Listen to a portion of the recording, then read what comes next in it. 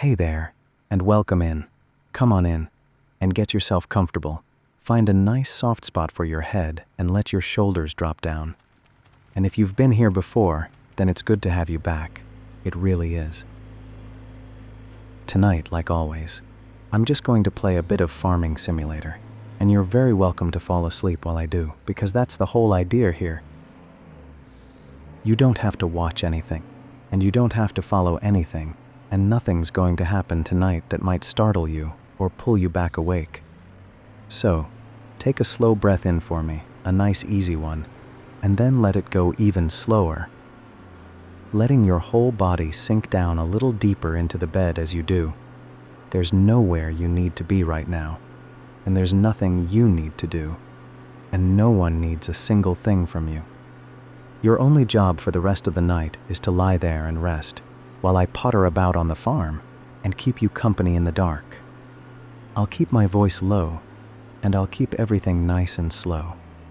And if you happen to drift off in the first few minutes, then honestly that's a win. That's a job well done. So don't go fighting it or trying to stay awake to hear the rest, because there's no rest to stay awake for. Not really. It's just me ambling around in the quiet, talking softly about not very much at all. You can let it wash right over you, like the sound of someone chatting in the next room while you fall asleep. We're not starting from nothing tonight, which is rather nice. We've already got the farm here, all of it up and running, with the fields laid out, and the yard all sorted, and the machines parked up ready. So, there's no pressure this evening to build anything, or rush anything, or work anything out. Instead, we're just going to live on the farm for a while, wandering about, seeing what needs doing, picking up the odd bits and pieces here and there. That's always been my favorite way to play these games, if I'm honest. Not the frantic, every second counts way, but the pottering way, the wandering way. The way where you roll out across a field in the soft evening light without really knowing yet what you're going to do. And that's perfectly fine, because there's always something.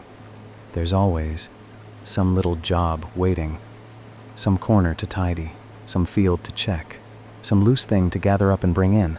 So, let me just head out of the yard and away toward the fields, in no hurry at all, because we've got the whole long night ahead of us. As we roll out into the open, you can already feel how quiet it is out here, how still. There's nothing around you but the low, steady hum of the engine, and the soft wind moving over the grass, and that great big open sky stretched out over everything. I don't know about you, but there's something about all that bigness that I find deeply calming. All that open land, just lying there, patient and unhurried, rolling away toward the edge of the world. Nothing crowding in, and nothing in any kind of rush. I'll tell you in a little while exactly where we're pretending to be tonight, but for now let's just wander a bit, and let me find my bearings and let you settle. Because wherever you are right now, I hope you're warm and safe and softly tucked in. That's really all I want for you tonight, just a bit of peace and a bit of quiet, and a gentle place to set everything down for a while. I know how it goes. You've had a day, maybe a long one, maybe a hard one, maybe just one of those ordinary days that still somehow leaves you worn out in a way you can't quite explain. And now it's late, and your mind won't quite switch off, and somehow you found your way here. So here we are. So here's roughly how the night's going to go. Not that there's much of a plan, which is rather the point of it. We've got this established farm, and I'm just going to do the rounds. I'll drive out to the fields and wander around to see what's there, picking up anything that happens to be lying about. Just the small odd jobs, the little bits and bobs. There's something I genuinely love about a farm that's already going like this one. When you start one of these from nothing, it's all stress at the very beginning, no money and no machines, and everything to do at once. And that can be lovely in its own way. But this is the cozy part. This is the part where the hard work is already behind you, and now you simply get to live in it. To walk your own land and check on your own crops and drive your own machines slowly around in the quiet. I'm just going to roll along the edge of this field here and have a look at what's coming up. No need to do anything dramatic about it, just checking in really. It's the same as wandering around your garden first thing in the morning with a cup of tea, not to do anything in particular, but just to see how everything's getting on. That's the whole feeling of tonight, that gentle, unhurried, having a look sort of feeling, so you really don't have to watch any of it. I'll probably keep saying that, but I do mean it. If your eyes are getting heavy, you can just let them close and let the picture go. Because the picture was never really the point. My only job tonight is to be a quiet, friendly presence in the room while you fall asleep. Let me wander over this way, because there's usually something to gather along the field edges. Little bits left over here and there, a bale maybe, or a pallet, some odds and ends. And I do love a tidy field edge. Don't ask me why. There's just something quietly satisfying about going along and gathering up all the loose bits and getting everything squared away. I think that's a big part of why these games are so soothing. They're full of these small, low-stakes, satisfying little loops. You drive along and pick a thing up and drop it off, tidying and sorting and gathering. Nothing's urgent and nothing's frightening and nothing's really at stake. And yet there's always that gentle little sense of progress, that quiet small tick of, there, that's done. It's a bit like when you're folding the laundry, or doing the washing up, or weeding a flower bed. Your hands are busy with something simple and repetitive, while your mind just goes quiet and soft and drifts somewhere pleasant.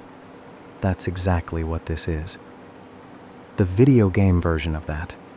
A long, slow, gentle task with nothing on the line that lets your mind go quiet. And quiet is precisely what we're after at this time of night. So I'll just keep doing the rounds, pottering along and picking things up, while you carry on doing your thing, which is nothing at all, which is resting, which is letting go a little more with every slow breath. Now, where are we tonight? Well, tonight we're down in Arkansas, down in the American South. And if you've never been, or never really thought much about it, let me paint you a little picture, because it's a lovely part of the world to spend a quiet night in. The part of Arkansas where the big farms are is mostly flat, properly flat. It's down in what they call the Delta, the low-level land along the great rivers, where the soil is deep and dark and rich. That soil was laid down over thousands and thousands of years by the rivers flooding and settling, flooding and settling.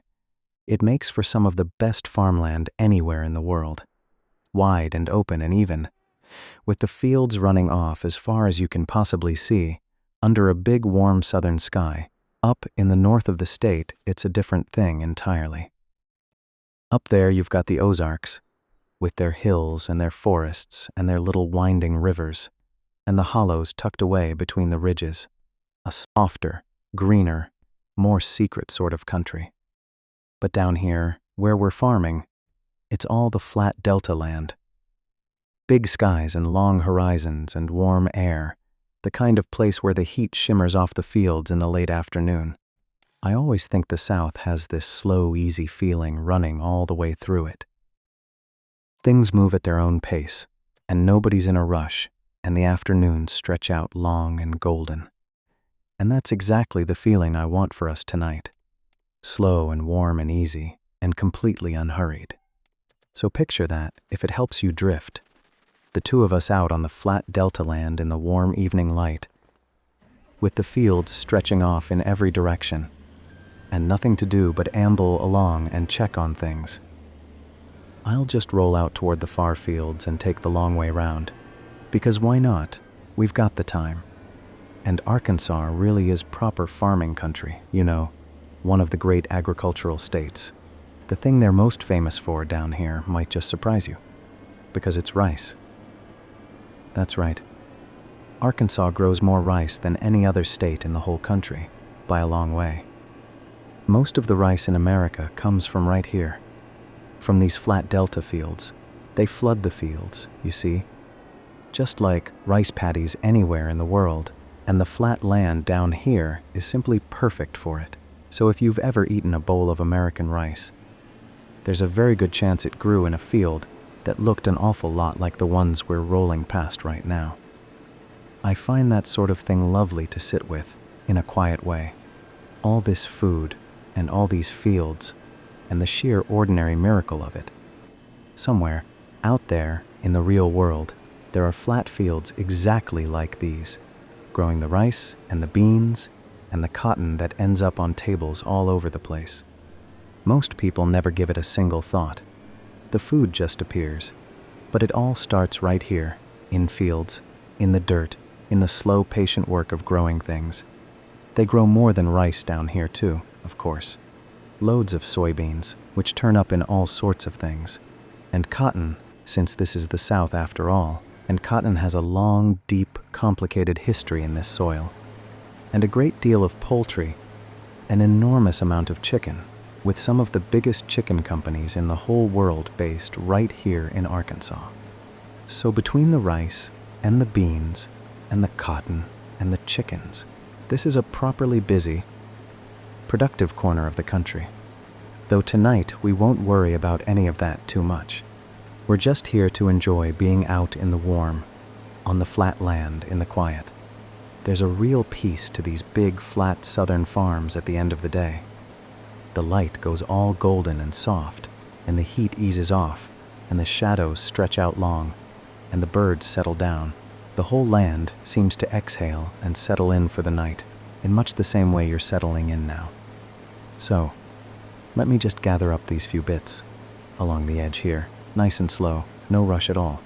I'll tell you, if I lived down here on a farm like this, I think I'd spend an awful lot of my evenings just sitting out on the porch, watching the light change over the fields, doing nothing at all, just watching. There's a whole art to doing nothing that most of us have rather forgotten. We always feel as though we ought to be doing something.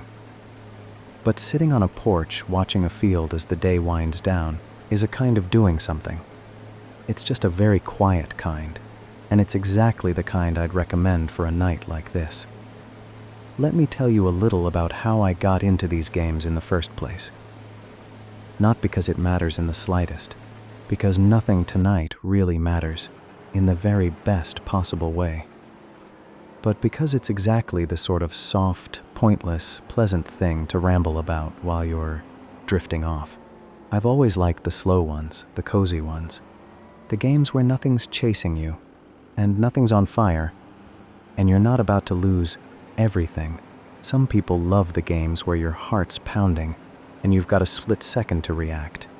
And that's wonderful. It has its place. But it was never really my thing. Not for the times when I want to genuinely unwind. What I always loved instead were the games where you build something, or tend something, or simply potter. The farming ones and the building ones.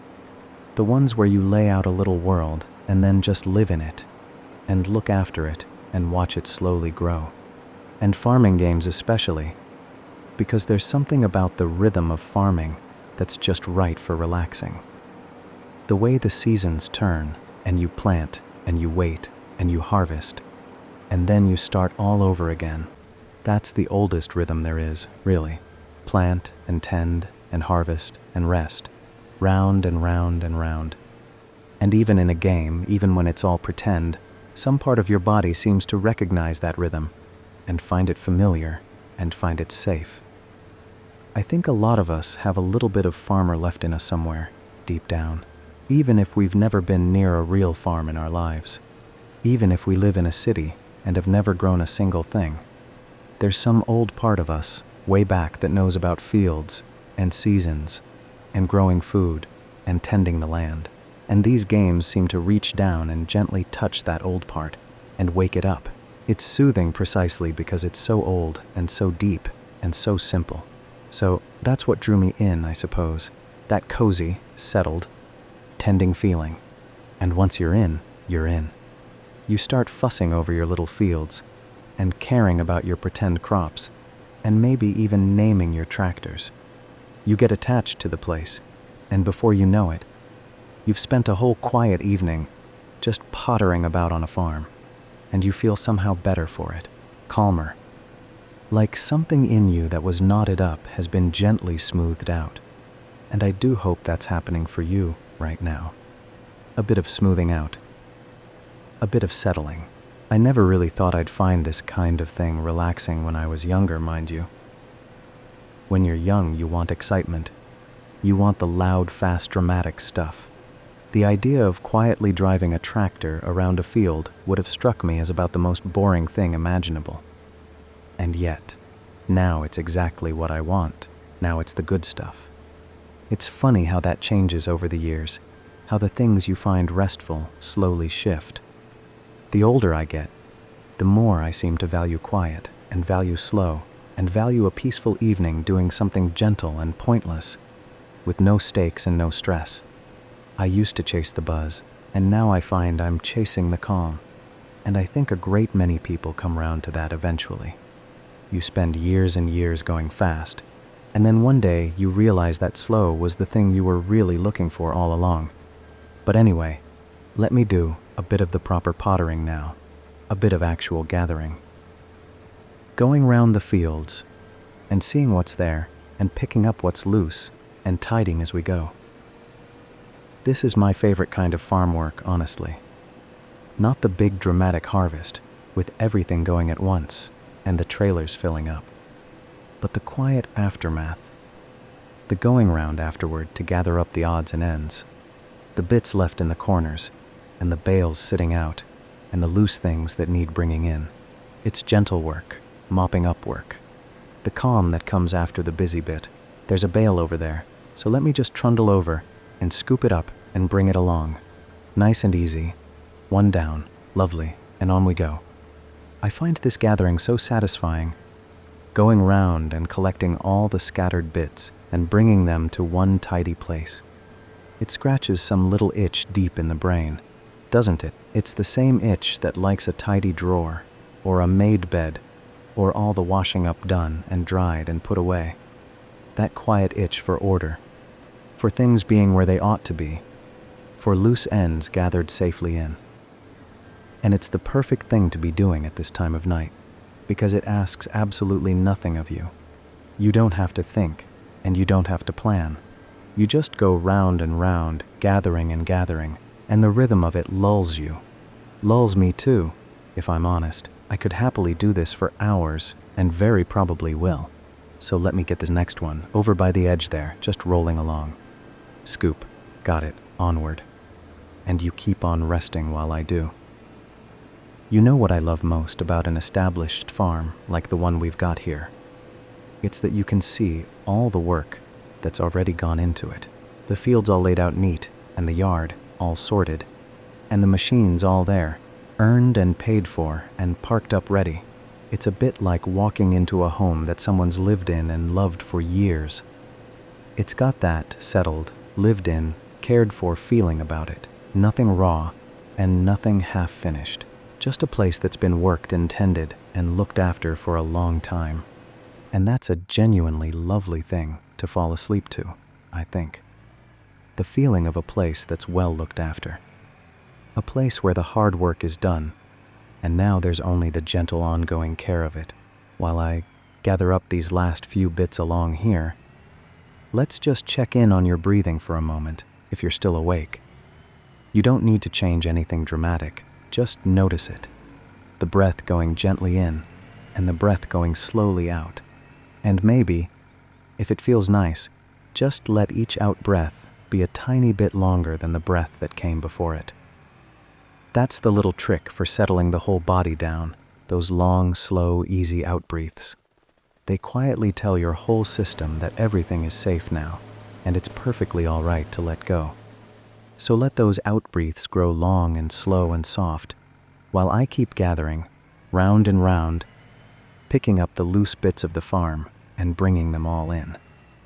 There's no real end to this, and that's exactly the comfort of it. There's always another field to check, and always another corner to tidy, and always another little bit to gather up. And it just goes on gently all night long, the way the work of a farm has always gone on. Season after season and year after year, quiet and steady and never quite finished. And you can rest in that, knowing the fields are being tended and the work goes on without you, the way it always has and always will. Let me ramble about the machines for a while, the tractors and all the rest of it, because I do have a real soft spot for them. There's something genuinely lovely about farm machinery, even if you know nothing whatsoever about it, even if you couldn't tell one tractor from another. There's just something about these big, sturdy, honest machines, built to do real work out in the dirt in all weathers. It gives them a kind of character, and almost a kind of dignity. They're not trying to be sleek or clever or flashy. They're simply trying to be useful, to do the job, to pull and lift and carry and get the work done. And I love the green ones especially, the John Deere ones, with that deep green and those yellow wheels you can spot a mile off. There's a whole long history behind that company, going back nearly 200 years, to a blacksmith who made a better plow. But I won't go into all of that now. That's a story for another night. Tonight we'll just admire them as they are. The big green machines rolling slowly across the fields. There are so many of them too. The red ones, and the blue ones, and the great big harvesters with their wide headers that eat through a field of grain like it's nothing at all. The balers that gather up the cut grass and spit out those neat round bales. The trailers, and the loaders, and the seeders, and the sprayers. A whole world of specialized machines, each one designed over many years by clever, patient people to do one particular job on the farm as well as it can possibly be done. I find it oddly soothing to think about all that careful design, all that thought that's gone into these machines. Generations of farmers and engineers slowly working out the best way to do each task, the best shape for a plow, and the best way to gather a bale, and the best header for a harvester. All these little improvements, handed down and built up year after year, until you've got these incredible machines that can do the work of 100 people. There's a quiet, patient cleverness in that, which I really do admire. Let me just trundle this one along here and listen to that engine, that steady, low hum, because that's such a comforting sound, isn't it? The hum of an engine doing its work far off in a field. It's one of those background sounds that simply says everything's fine. Somebody's working. The world is. Ticking along the way it should. There's a farmer out in a field, getting the job done, the way there always has been. I sometimes play these games purely for that, purely for the sound. Just to drive a tractor slowly across a field and listen to the engine and watch the land roll by. It's almost like a kind of meditation. You're not really trying to achieve anything. You're just there, present, driving, humming along, while your mind goes lovely and empty and quiet. And that empty, quiet state is a wonderful one to fall asleep from. So if you're feeling it, if your mind has gone soft and empty, then just stay there. Don't grab at any of the thoughts that float by. Just let your mind be as empty and quiet as a field at the very end of the day, with one tractor humming slowly across it in the last of the golden light. I don't get too fussy about the machines myself, mind you. Some people are real enthusiasts who know every model and every spec and every last detail, and that's brilliant, if that's your thing. I love that people can love things that deeply. But me, I'm quite happy just pottering along with whatever's to hand, not precious about it at all, simply enjoying the feeling of it, the driving, and the humming, and the slow work in the quiet. So, let me park this one up for a moment, and just look out over the fields, and take it all in. It really is peaceful out here. A good place to be, and a good place to spend a quiet night, and a good place, above all, to fall asleep. I don't know quite why, but driving around a farm always gets me thinking about food. Maybe it's all the growing and all the crops and all the thinking about where things come from. But whatever it is, let me ramble about food for a while, because it's just about the coziest thing there is to drift off to. There's nothing quite like good, simple, comforting food. The kind that isn't fancy and isn't clever, but is just good and warm and homely. The kind that makes you feel properly looked after. I've got really into cooking simple things slowly in the evenings. Nothing complicated, just taking my time over something warm and good. There's a real pleasure in it. When you're not rushing, when it isn't a chore, when you've got a quiet evening and you can just potter about in the kitchen, much the same way we're pottering about the farm now. Chopping something and stirring something and letting it cook low and slow while the smell of it fills the whole house. Soap in the winter. There's nothing better than a good soup on a cold night. Something thick and warm that's been bubbling away for an hour with some good bread alongside it. And bread, honestly, warm bread. Is there anything better than that? The smell of it and the softness of it. I think bread might just be the most comforting food there is.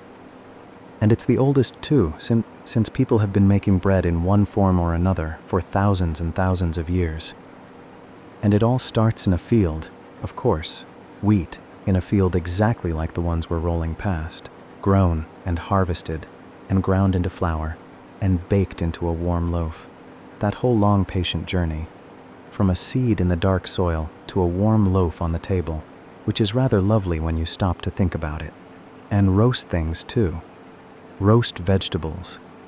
There's a real magic to roasting things slowly until they go soft and sweet and golden. Roast potatoes and roast carrots and roast just about anything really. You put it in and leave it and let the heat do its slow work, and an hour later you've got something warm and golden and wonderful. I think the best food is patient food, slow food, food that takes its time, the things that simmer and roast and braise and rest, nothing rushed and nothing instant, just good things, given all the time they need to become wonderful, which is a bit like farming really, a bit like everything good. It takes its time. So have a little think, if you're still awake, about your own favorite comforting food, the one you reach for when you've had a long, hard day, and you just want to feel a bit better. Picture it, the smell of it and the warmth of it and the feeling of that very first bite, and let it be a warm, cozy thought to drift off on.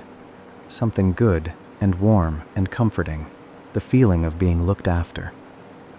While I get back to the farm and roll over to a field I haven't checked yet and have a look at how it's getting on. And let me talk for a bit about slowing down, about not rushing, because I think it sits right at the very heart of why we're all here at this time of night. We live in such a hurry, all of us, all the time. Everything's fast, and everything's now, and everything feels urgent. There's always more to do, and more to see, and more to keep up with. Your phone's forever buzzing, and there's always another thing demanding your attention. And it never stops. It just goes and goes and goes. All day, every day, until you're worn right down to the nub of yourself. And then you finally lie down at night to rest, and your mind is still going at that same frantic pace. Still racing, still reaching for the next thing. Because that's the speed you've been running at all day, and it doesn't just stop the moment you turn off the light. The body lies down, but the mind keeps right on sprinting. And that's why this helps, I think, this slow, pointless, gentle pottering, because it's the very opposite of all that. There's nothing urgent here, and nothing fast, and nothing demanding, just a tractor rolling slowly across a field, and a voice rambling on about nothing in particular. And slowly, slowly, that frantic pace in your mind begins to ease and to slow, and to come down to match the slow, easy rhythm of the farm. Because the land knows all about slowness, that's the thing. You can't hurry a farm, and you can't rush a crop. You can't make the wheat grow any faster just by wanting it to. You plant the seed, and then you wait. You tend it, and then you wait. And the growing happens at its own pace, in its own good time. No matter how impatient you might be, there's a deep, quiet wisdom in that if we'd only learn it. that some things take exactly the time they take, and you simply can't force them. That all our rushing and hurrying never makes the good things come any faster. Because the good things grow slowly, the way they always have. So, tonight let's just be slow. Let's match the pace of the land, and let everything take precisely the time it takes. There's nowhere to be, and nothing to rush toward. Just a long, slow, soft night that we're going to amble gently through together at the easy pace of a tractor rolling across a field. So, I thought that a little later on we might wander up north for a while. Up to a different farm, in a different part of the country, all the way up to Minnesota, which is a long, long way from Arkansas. If you drove it in real life, it'd take you the best part of a day, and maybe more, heading up through the whole middle of the country, and you'd watch the land slowly change around you, the warm, flat south giving way, mile by mile, to the cooler, greener north. The crops changing, and the light changing, and the whole feeling of the place gradually shifting as you go. I love that, the way the land changes as you travel across a big country. It never happens suddenly. It happens slowly, over hundreds of miles, so slowly you barely notice it. The rice fields of the south thin out and the corn comes in. The warm air cools and the trees change. Until by the time you reach Minnesota, you're in a completely different world, even though you never crossed any kind of line. It just quietly became somewhere else while you weren't really looking. But we don't have to drive all that way ourselves tonight, thankfully. We can simply hop up there in our nice, cozy way, whenever we feel like it. So let's carry on here in Arkansas for now, in the warm, and then, a bit later, we'll find ourselves up in Minnesota, in the cool, green north, which is rather the best of both, really. A warm southern evening and a cool northern one, all in the same single night, without ever once leaving your bed. Minnesota's a lovely place to farm, in its own way, very different from down here. It's right up near the top of the country, up by the border with Canada. So it gets properly cold in the winter. But the summers are green and golden and beautiful, and the farmland up there is some of the richest in the whole world. It's flatter up there too, in the farming parts. Great wide open prairie land, stretching off forever the way the middle of the country does. Big fields, and big skies, and that huge open endless feeling where you can see for miles and miles, with nothing to stop your eye but the occasional farmhouse, or a line of trees, or a tall grain silo standing up against the sky. I find that hugely calming. All that openness, all that space. There's room to breathe up there, and room to think, and room for your mind to spread right out and go quiet. So, just hold the thought of it for now. The cool green north, and the wide open prairie, and the big quiet skies, somewhere lovely to drift off to a little later on. While for the moment I keep pottering here, in the warm south, where there's still a bit to do, still a few fields to check, still some bits to gather up. And I do hope you're getting nice and sleepy over there. I hope you're nicely on your way by now, with heavy eyes and slow breath, and your body going soft and warm and still, because that's the way. That's exactly the way. I'll just keep wandering and keep nattering since we've plenty of night left and 2 whole farms to amble around, so there's no rush about any of it, and we'll simply take it as it comes. Slow and easy, warm and cool, south and north, all in good time. All right, let's say we're up north now. Let's say we've made the long journey, and here we are up in Minnesota on the cool, green prairie. So let me tell you a bit about it while we have a wander around. The big crops up here are corn and soybeans, acre after acre of them. This is right in the heart of what they call the Corn Belt. That great stretch of the middle of the country where they grow more corn than just about anywhere else on Earth. In the summer, the corn grows tall, taller than a person, great green walls of it rustling in the wind and stretching off as far as you can see. Whole oceans of green corn rolling under that big northern sky. With the soybeans growing low and bushy between the cornfields. And up here they grow other things too. things you don't see so much further south. Sugar beets, for one, great big knobbly roots, full of sugar, that get turned into the sugar that ends up in all sorts of things, and wheat in places. And there's a lot of dairy farming up here as well, cows out in green pastures. So it's a properly mixed, busy, productive farming land, some of the best in the whole country. Let me just roll out across one of these big northern fields and feel how different it is up here. Cooler and greener and fresher, because the air's got a different quality to it in the north, crisper and cleaner. And you can almost feel it, even in a pretend place like this, the difference between the warm, heavy air of the south and the cool, clean air of the north. There's something about the north that I always find deeply settling. Maybe it's the cool, or maybe it's the green, or maybe it's just the quiet. But the north feels older somehow, more still and more patient. The south is all warmth and ease and golden afternoons, which is lovely. But the north is something else, something deeper and quieter and more solid. The kind of place where you'd want to be tucked up warm inside, with the cold held off at the windows, and something good cooking, and nowhere at all to be. Which is a cozy thought in itself. Being warm inside while it's cold outside. There's really no coziness quite like it. The cold pressing gently at the windows, and you all warm and safe, and wrapped up on the right side of the glass. One of the great quiet comforts of life. And maybe that's exactly what these northern farms make me think of, being warm and safe while the cold waits patiently outside, just like you are right now. Warm and safe, and wrapped up, and held. But the loveliest thing about Minnesota, the thing it's most famous for, is the water, the lakes. They call it the land of 10,000 lakes. And that's not just a saying, it's nearly true. There are thousands upon thousands of lakes up there, scattered all across the land.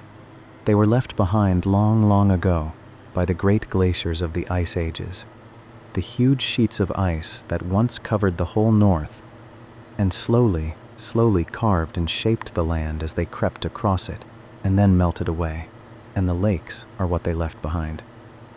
Thousands of pools of clear cold water, dotted across the green land, like the land itself is more water than earth in places, so just imagine that.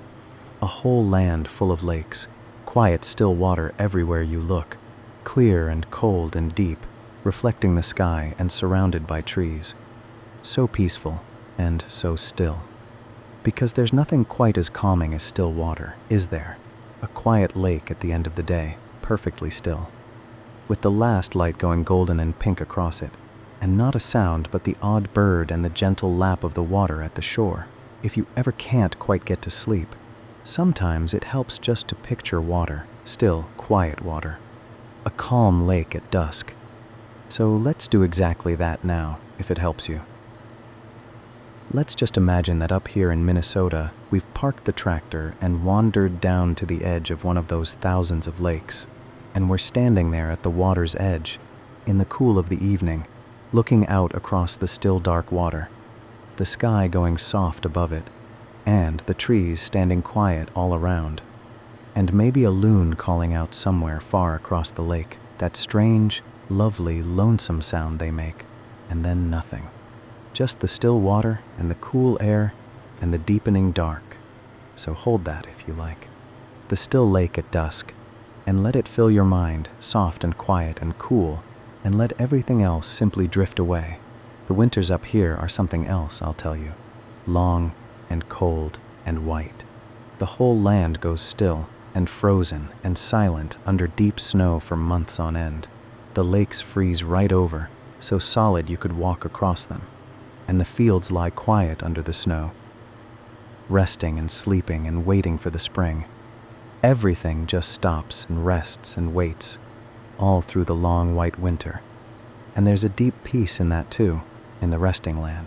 The whole farm asleep under the snow, with nothing growing and nothing rushing, and nothing to do but wait and rest, and let the cold season pass. Because the land really does sleep in winter, you know. It rests and gathers itself and waits. And then in the spring it wakes up again, and the whole green growing rush begins once more. But all winter long, it simply sleeps. And that's rather what you're doing now, isn't it? Resting and gathering yourself, sleeping, or very nearly, letting the long, quiet night pass over you, the way the winter passes over a sleeping field, with nothing to do but rest, nothing to grow, and nothing to rush, just the long, quiet, healing rest, until the morning comes, and you wake, and begin again. Let me ramble about animals for a while, farm animals, because what's a farm without a few animals about the place? And it's just about the gentlest, coziest thing there is to drift off to, the thought of sleepy animals settling down for the night, all over the farm. I do love the animals.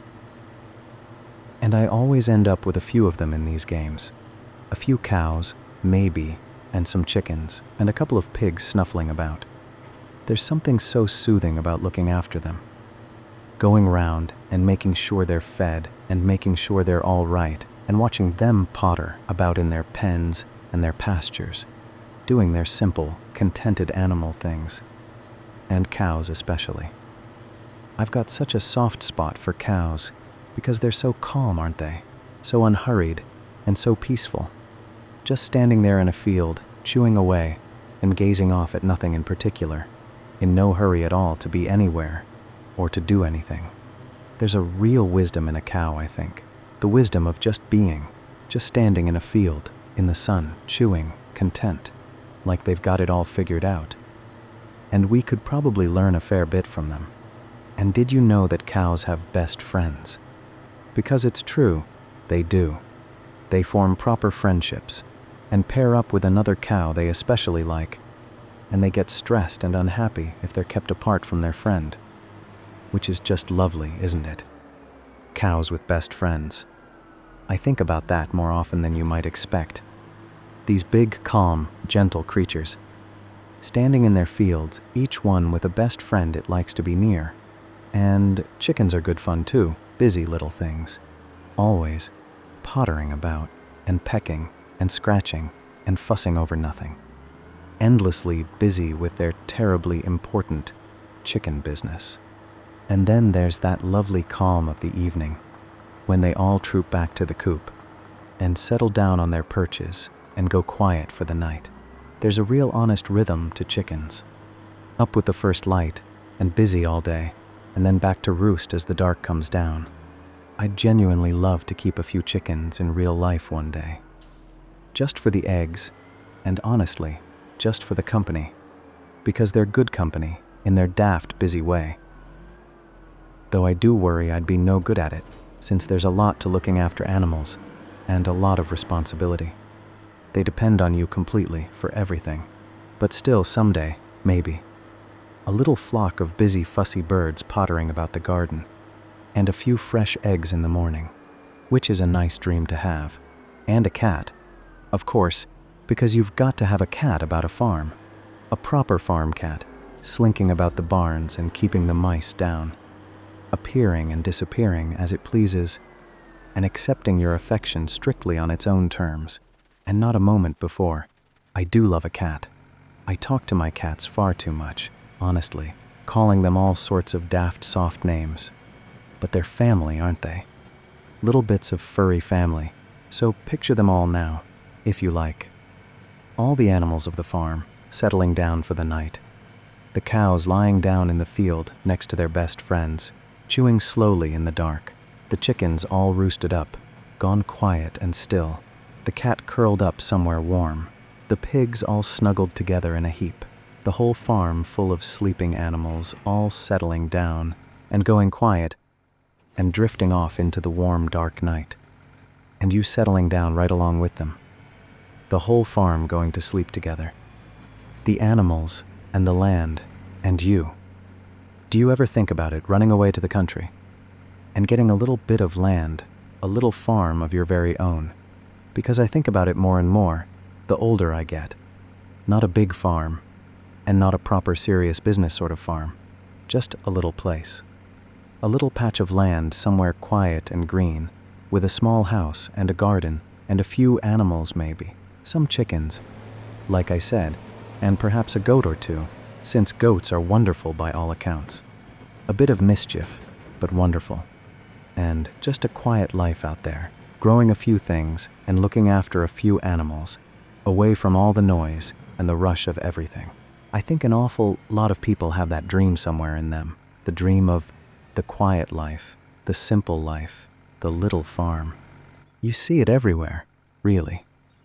People forever talking about wanting to escape it all and get out of the city and slow right down and get back to the land. And I don't think it's just a passing fancy. I think it's something real and something deep. Some old part of us that knows we weren't really built for all this rush and noise. Some part that remembers a quieter, slower, simpler way of living, close to the land and in tune with the seasons. Now, I'm not daft about it, mind you. I know the reality of a real farm is hard, properly hard. It's not all golden evenings and contented cows. It's early mornings and back-breaking work and worrying about the weather and animals to care for whether you feel like it or not. In the rain and the cold and the dark, every single day with no days off. A hard, demanding, relentless life. And I don't romanticize it too much, because the people who actually do it work harder than just about anyone. But still, there's something in the dream that's true, even so. Not the hard reality maybe, but the thing underneath it. The wish to slow down, and the wish to live close to the land, and the wish for a simpler, quieter, more rooted kind of life. And that wish is real, and it's worth listening to, even if you never actually run off and buy a farm. Because it's telling you something. It's telling you that you need a bit more quiet, and a bit more slowness, and a bit more green, and a bit more rest. And you can give yourself some of that, even if you never leave the city. A few plants on the windowsill, or a walk somewhere green, or a quiet evening exactly like this one, pretending to potter about a farm, which is really what this is, in a way. A little taste of the dream, a little visit to the quiet life, where we get to come out here together in the evening and potter about and slow right down and breathe and rest. And maybe one day the real thing, the little place in the country, the chickens and the goat and the garden and the quiet. But for now, this is lovely enough. A nice thing to dream about as you fall asleep. The little farm, yours, quiet and green and rooted and slow. A place to set everything down and just be. And let me tell you about the year on a farm, the way it turns. Because there's something about that great slow turning that's deeply soothing to drift off to. A farm lives by the year, you see, by the seasons, round and round, the same great wheel turning the way it always has. And each season has its own work, and its own mood, and its own particular feeling. Spring is the waking up, the land coming alive again after the long winter sleep, the ground softening, and the first green coming up, and the busy rush of planting. Getting the seed into the ground, and getting everything started. All hope and busyness and new beginnings, the whole farm stretching and waking and getting going again. And then summer, the long green growing time. Everything reaching up toward the sun and the crops getting tall and thick and green through the long warm days. The patient work of tending it all and keeping it watered and watching it grow. The waiting and the tending. Watching the green come on day by day under the long warm light, and then autumn, the harvest, the great gathering in. When all that growing finally comes to fruit, and there's the rush to bring it all in before the weather turns. The fields full of machines working from dawn until dusk, gathering it all up.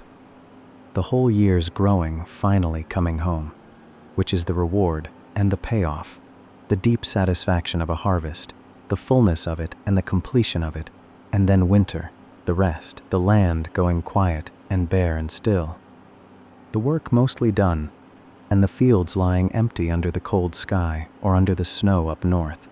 That long quiet pause before it all begins again. The sleep of the year, the deep rest, the gathering of strength in the dark, before the spring wakes everything up once more, and round it goes, spring and summer and autumn and winter, waking and growing and gathering and resting. Over and over, year after year, the same great wheel turning, the way it has turned for thousands and thousands of years. Ever since the very first people first scratched a seed into the ground and waited for it to grow.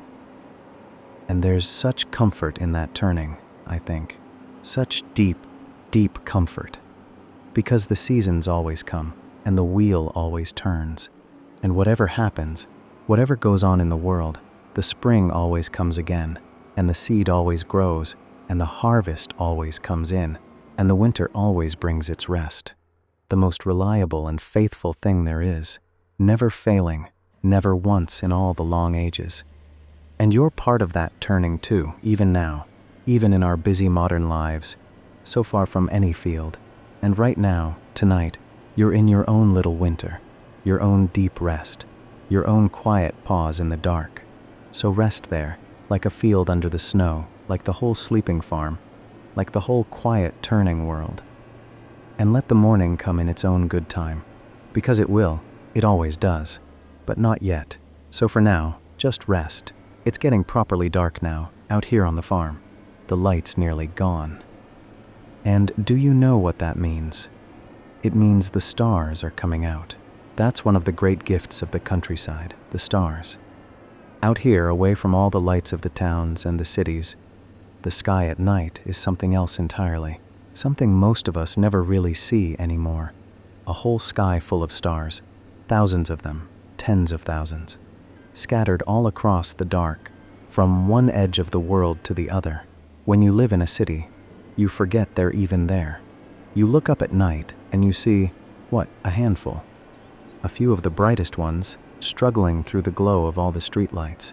But out here, on a clear night, far from anywhere, you look up and the whole sky is just alive with them. Blazing with them.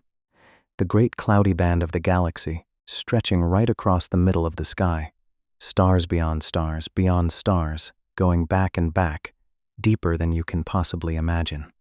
So let me just stop for a moment. Park up and look up. There's nothing that makes you feel quite so small and quite so peaceful at the very same time as a proper sky full of stars. All that vastness and all that depth, all those countless distant suns burning away unimaginably far off in the great dark, and you standing in a quiet field, on a small farm, on a small world, looking up at all of it. It puts everything in its place somehow, all your worries and all the day's troubles and all the things that felt so big and so urgent. Under a sky like that, they just shrink. They find their proper size, which is very, very small. The way most of our worries are, in the end, though they never feel it at the time. The old farmers knew the stars, you know. Really knew them. They lived under that great sky every night of their lives, and they learned it the way you'd learn a familiar face. They knew the patterns, and they knew which stars came out in which season. They used them to tell the time, and to find their way, and to know when to plant and when to harvest. The sky was a kind of calendar to them, and a clock and a map all at once. We've mostly forgotten it now, with our phones and our screens, for all of that, but for thousands of years, people read the sky the way you'd read a book, and it was right there, every clear night over every quiet farm. So picture it now, if you like, as you drift. The dark farm, all quiet, all asleep, and above it, the great sky blazing with stars, going on forever, silent and peaceful and ancient. And you, small and safe and warm beneath it, drifting off to sleep, under the same old patient sky that has watched over every sleeping thing since the world began. Let me talk softly now about the sounds, because it's mostly the sounds in the end that make a place like this so peaceful. Just listen to it.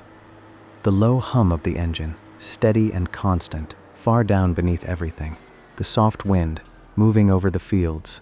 The little sounds of the night, here and there. That's all. That's the whole soundscape of a farm at night.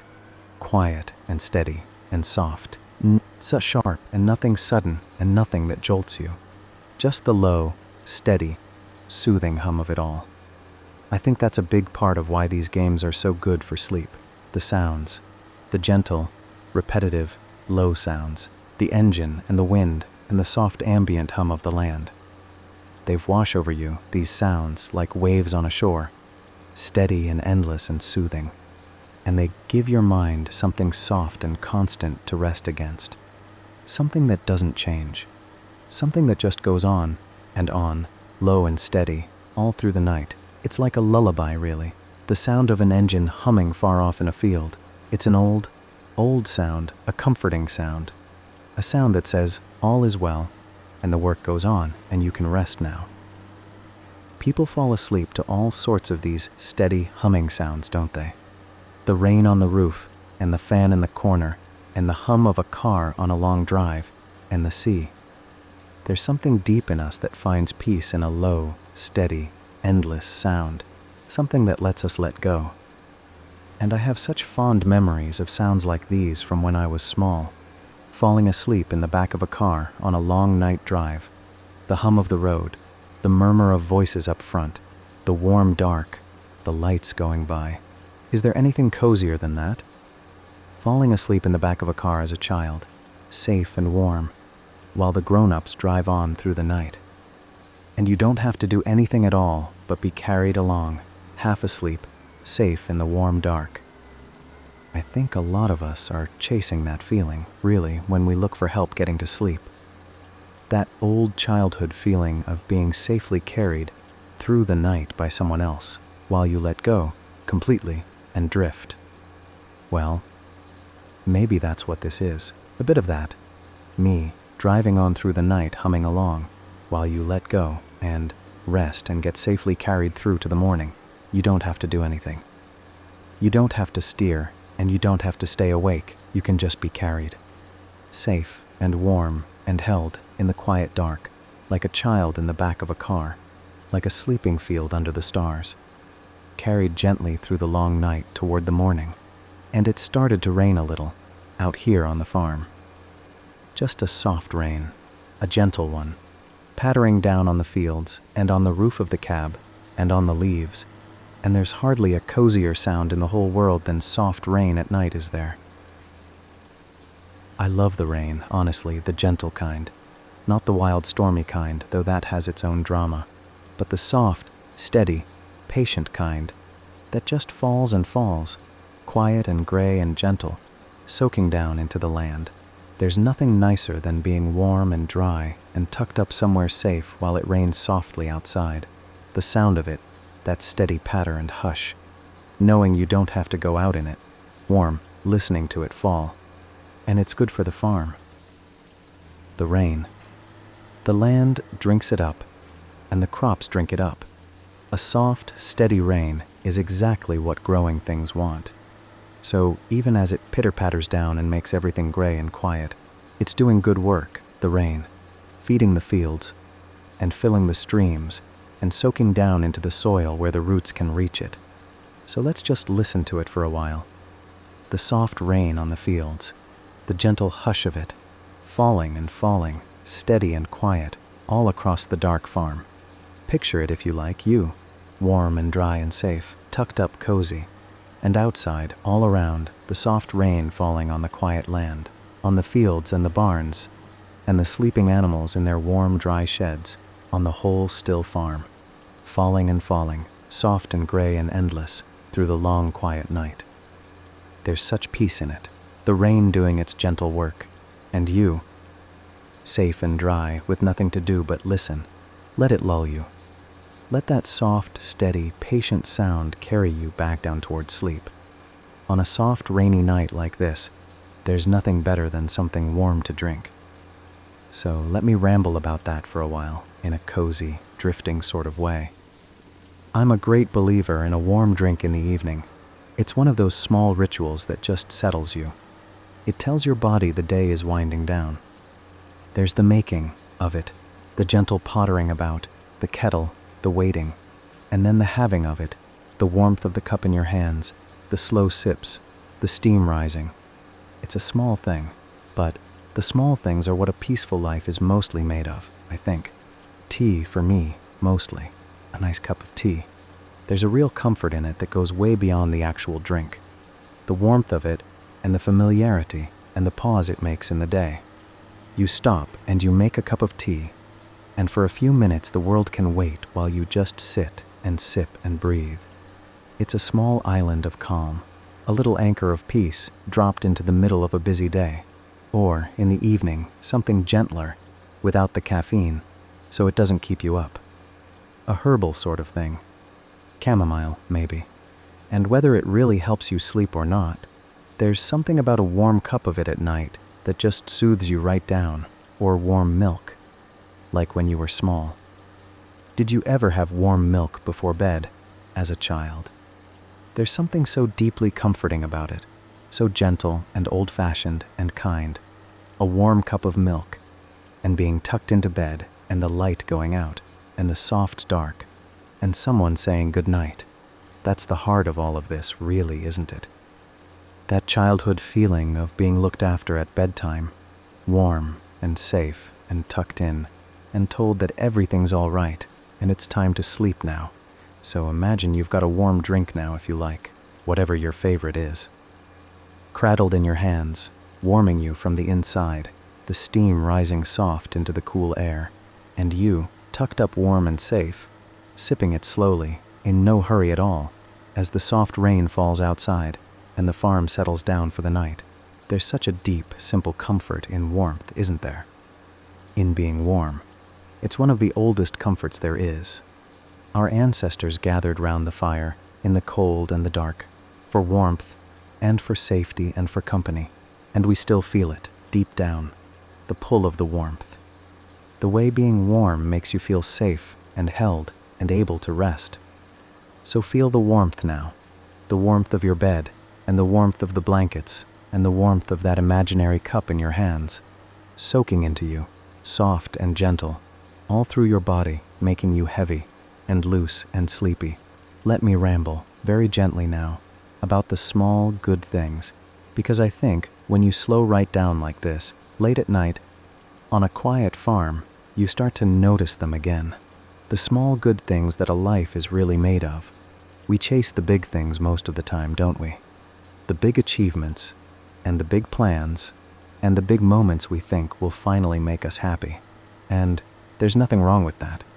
But I've come to think, more and more, that it's the small things that actually carry a life. The small, ordinary, easily missed things. The warm cup in the morning, and the first birdsong, and the light coming through a window. A good meal, and a soft bed, and a quiet hour. Out here on the farm, it's all small things. The light on a field, the sound of the rain, the warmth of the cab, the satisfaction of a tidy field edge, a bale gathered up, a job done. None of it's big, and none of it would make a story, but it's all good. Quietly, deeply good. The kind of good that you only notice when you slow down enough to feel it. And I think that's worth holding on to. The small good things. Because they're always there, every single day, free for the noticing, if you just slow down enough to see them. So let me say a quiet thank you, here in the dark, for the small good things of today. Whatever they were. There were some. There always are. Maybe a warm drink or a kind word, or a moment of quiet. Maybe just the soft bed you're lying in right now, and the warmth of it, and the rest of it. That's a small good thing, right there. This now. Being warm and safe and able to rest. It's easy to miss how good that is. But it's good, it's very good, to be warm and safe and at rest at the end of a long day. That's one of the best things there is. You might try it sometimes if you can't sleep.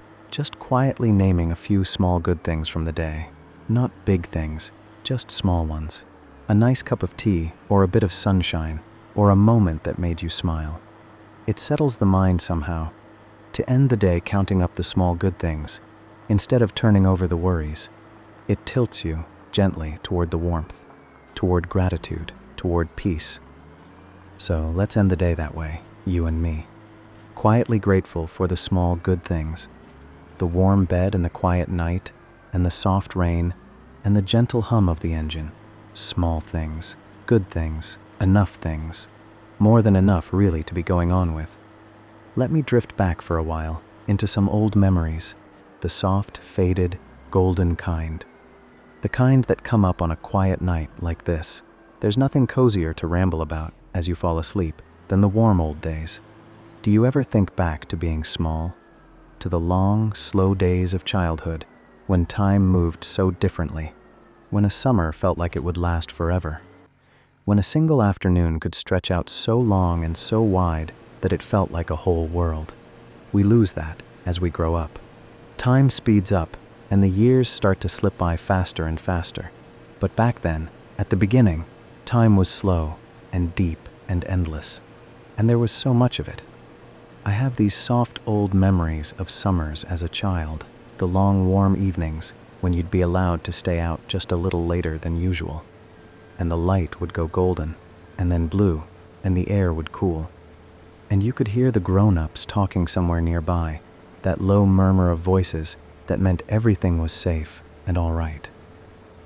And you'd be tired in that good, deep, well-played-out way, that whole-body tiredness of a child who's been outside all day, and eventually you'd be carried in or sent in to bed, and you'd fall asleep almost before your head touched the pillow, with the sounds of the summer evening still drifting in through the window.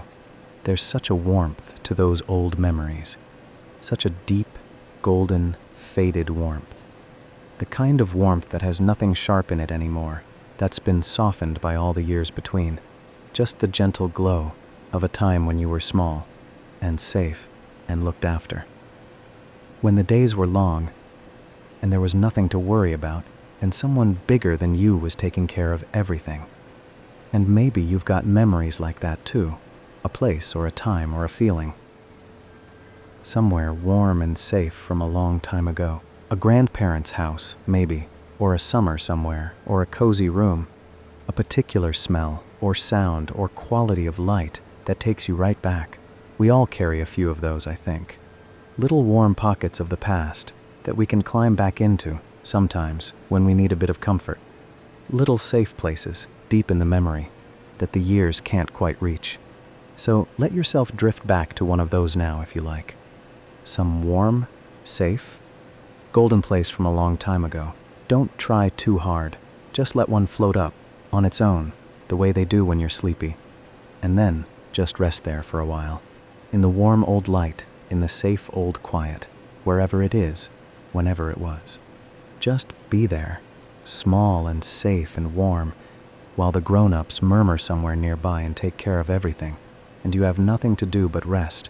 There's water running through both these places, you know. Arkansas, down south, and Minnesota, up north. Water runs through both of them, and through this whole long, quiet story of the land. Down in Arkansas, it's the great rivers, the big, wide, slow, brown rivers of the South, rolling down through the flat delta land toward the sea. That whole country was made by the rivers, really, built up over thousands and thousands of years. Out of the rich silt the rivers carried down and spread across the land every time they flooded. The flat courses we were driving past, down south, that's river soil, river-made land. And up in Minnesota, it's the lakes, like I said. The thousands of cold, clear lakes scattered across the green land, left behind by the ice. But it's rivers too up there. In fact, the greatest river of all begins up there, in Minnesota. The mighty river that runs all the way down the middle of the whole country. It starts as just a little trickle up in the northern woods, small enough to step across, and then it gathers and grows and runs south, mile after mile, hundreds and hundreds of miles, getting wider and slower and grander all the way, until it rolls at last through the delta land of the South, broad and brown and mighty, down to the sea. So the water that begins as a little stream up north, in the cool lake country, ends up, a long, long journey later, rolling through the warm, flat fields of the South, the two places, joined by the water, joined by the long journey of the river. I find that lovely. Somehow that a single drop, falling up north in the cool, clear lakes, might travel all that long way south, through field and forest and farm, to roll at last through the warm delta land we started in tonight. The whole country, stitched together by its rivers, and it never stops. The water, that's the thing. It just goes round and round forever.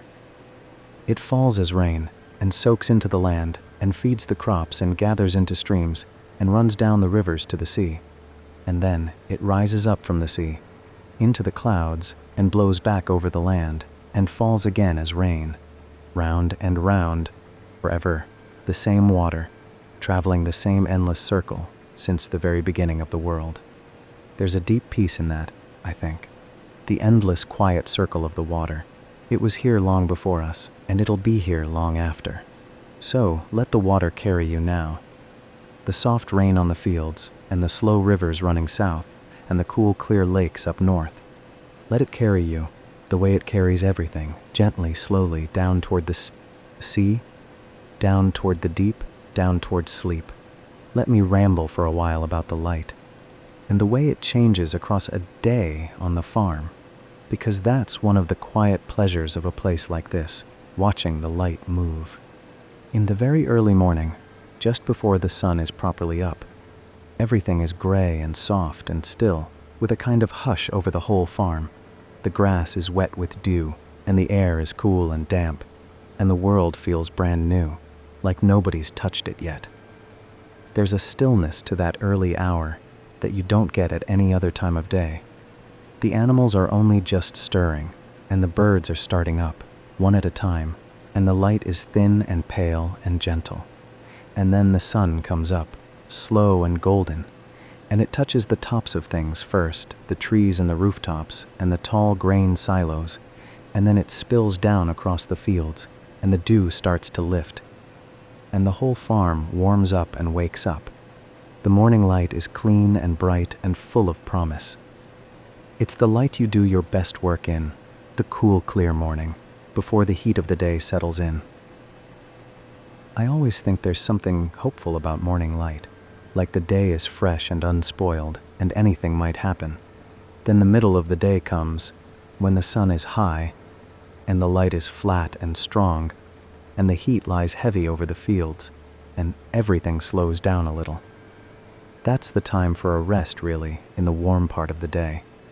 The old farmers knew that.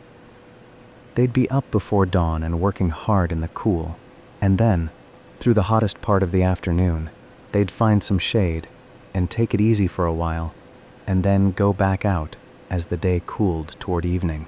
There's a wisdom in that, working with the day instead of against it. Resting when it's hot and working when it's cool. But the best light of all, for my money, is the evening light, the golden hour, when the sun gets low and everything turns to honey and amber and gold. The whole farm glows in that light. The fields and the dust hanging in the air, and the sides of the barns, all lit up warm and golden, with the shadows stretching out long and soft across the ground. It's the most beautiful light there is, I think, that low golden evening light. It makes even the most ordinary things look lovely. A gate, a fence post, a bale of hay, all of it turned to gold for that one short magic hour at the end of the day. And then the gold fades to pink, and the pink fades to blue, and the blue deepens into dusk, and the light slowly drains out of the sky, and the farm settles down into the soft blue dark. That's the time we're in now, really. The gentle blue dusk, sliding down toward night. It's the quietest, softest, most peaceful time of the whole day. The work is done, and the light is going, and everything is settling down to rest, which is exactly what you're doing now. Settling down, as the light goes, into the soft blue dark. Over at the edge of the farm here, there's a little stretch of woods, a line of trees marking the boundary. And I do love a bit of woodland at the edge of a field. There's something about trees that's deeply calming, isn't there? The way they stand there, patient and quiet, year after year, just slowly growing, asking nothing of anyone. Some of these trees are old, far older than any of us, and they've stood here through more seasons than you could count, through countless springs and summers and autumns and winters, just standing and growing and watching the years go by. I think trees are some of the most peaceful things in the world. They never hurry, and they never fret. They just stand and grow, slow and steady, reaching up toward the light and down into the dark earth, in no rush at all to be anything other than what they are. And there's a whole quiet world in among the trees, even in a little patch of woods like this one. Birds and small creatures, and the soft rustle of leaves, and the dappled light coming down through the branches. It's cool and green and shadowy in there, even on a warm day. A good place to stand for a while, in the quiet among the patient old trees. In the autumn, the leaves turn, of course, all gold and red and copper, and they drift down one by one and gather on the ground, and there's that lovely smell of fallen leaves, that earthy, woody autumn smell. And in the winter, the trees stand bare and black against the gray sky, sleeping, waiting, and in the spring the green comes back, soft and new, and the whole wood wakes up again, round and round, with the trees keeping their slow, patient time, through all of it, far slower than ours, measuring out the years in rings, deep inside, where no one can see. Speaking of smells, that's something a screen can never give you, isn't it? The smell of a farm. And it's such a big part of being in a real one. The smell of cut grass, fresh and green and sweet, one of the best smells there is. The smell of the soil, dark and earthy and rich, especially after rain. The smell of hay in a barn, warm and dusty and golden. The smell of wood smoke drifting from a chimney on a cool evening. The smell of the animals even, which sounds less lovely, but is somehow part of it all, part of the warm living muddle of a working farm. I think smells are the most powerful thing for carrying you back, aren't they? A single smell can take you straight back to somewhere from years and years ago, faster than any photograph. The smell of a particular flower, or of rain on hot pavement, or of a certain meal cooking. And suddenly you're a child again, somewhere warm and safe and long ago. So as you drift, maybe let a few good smells come back to you. The green smell of cut grass, and the earthy smell of soil after rain, and the warm, dusty smell of hay. Let them carry you somewhere peaceful, somewhere from a long time ago, somewhere good. There's a little pond down at the bottom of the farm, too, tucked away in the corner, and I do like to wander down to it sometimes, just to stand and look at the water. There's not much to it, just a small, still pond with some reeds around the edge and a few ducks that come and go. But there's something so peaceful about standing by a bit of water at the end of the day. Watching the surface, all still and dark, with maybe the last of the light reflected in it, and the odd ripple where a fish rises or a duck paddles slowly across. I've never been much of a fisherman, but I understand the appeal of it, the sitting quietly by the water for hours, not really doing much of anything, just watching and waiting and being still. I think the fish are almost beside the point, honestly. It's the sitting by the water. That's the thing. The quiet and the patience and the gentle hours slipping by with nothing much happening at all. That's the real catch, I think.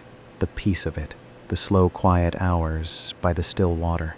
So, let's just stand here by the pond for a moment, you and me, in the last of the dusk, and watch the still dark water, and listen to the soft sounds of the evening. The reeds rustling gently, and the ducks settling down for the night, and the water lapping softly at the edge. Everything still and quiet and peaceful. The day winding all the way down. The dark coming gently on. And nothing at all to do but stand here, by the quiet water, and breathe and rest.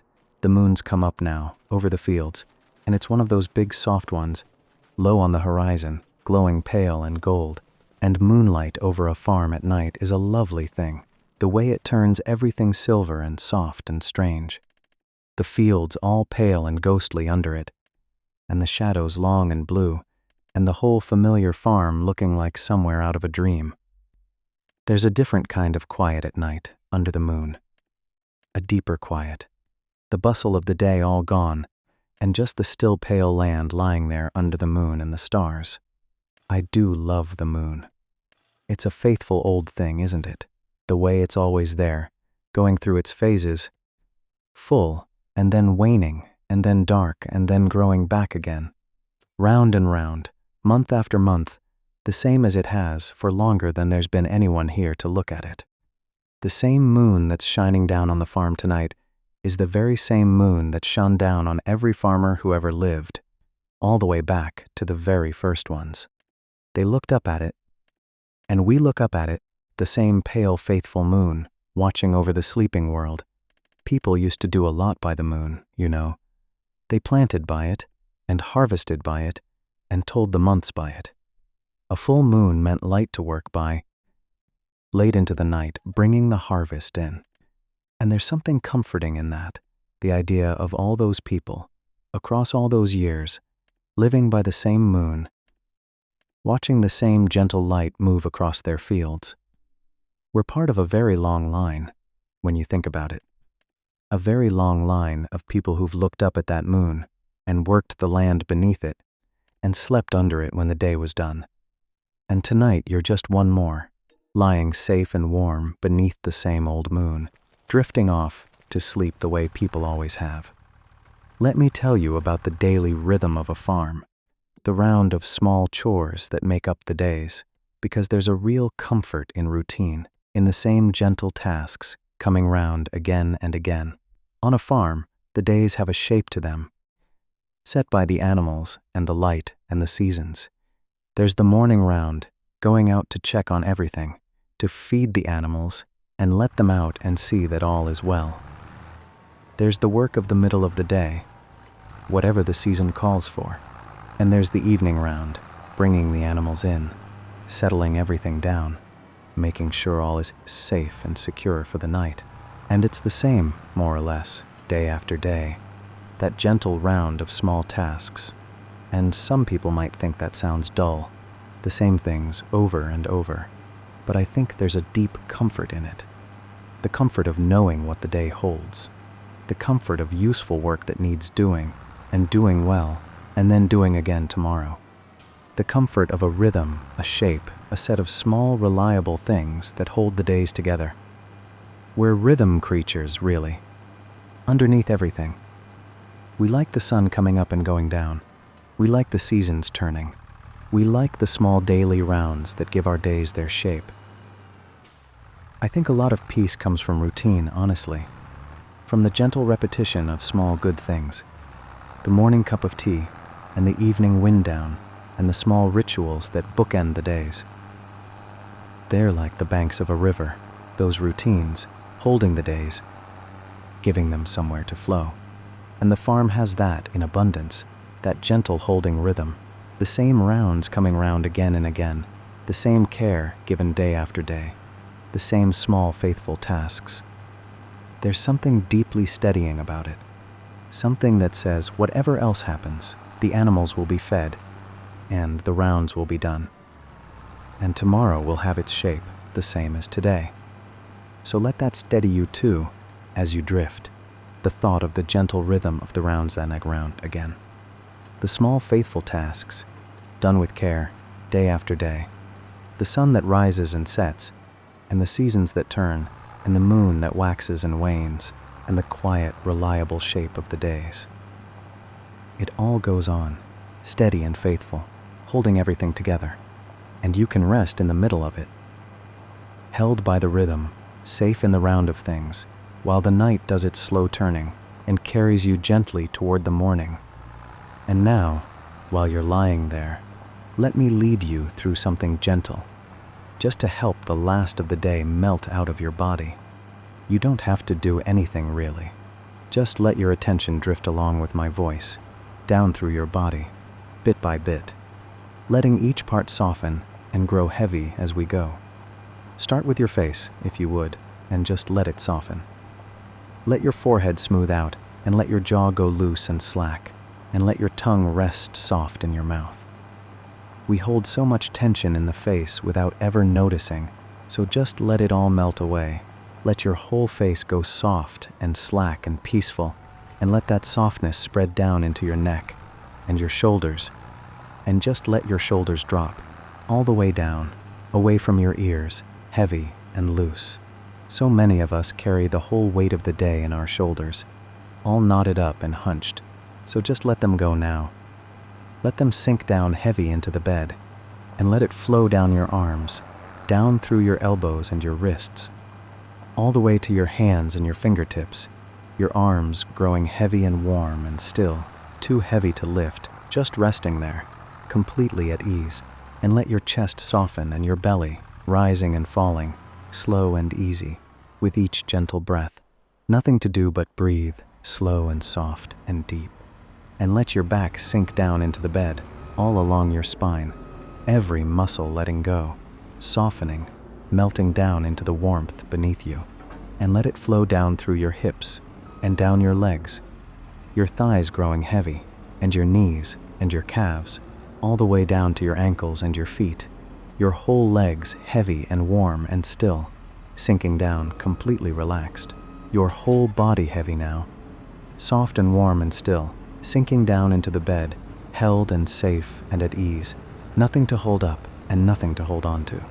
Every part of you let go, soft and loose and heavy, and with each slow breath out, just sinking a little deeper, a little softer, a little further down towards sleep.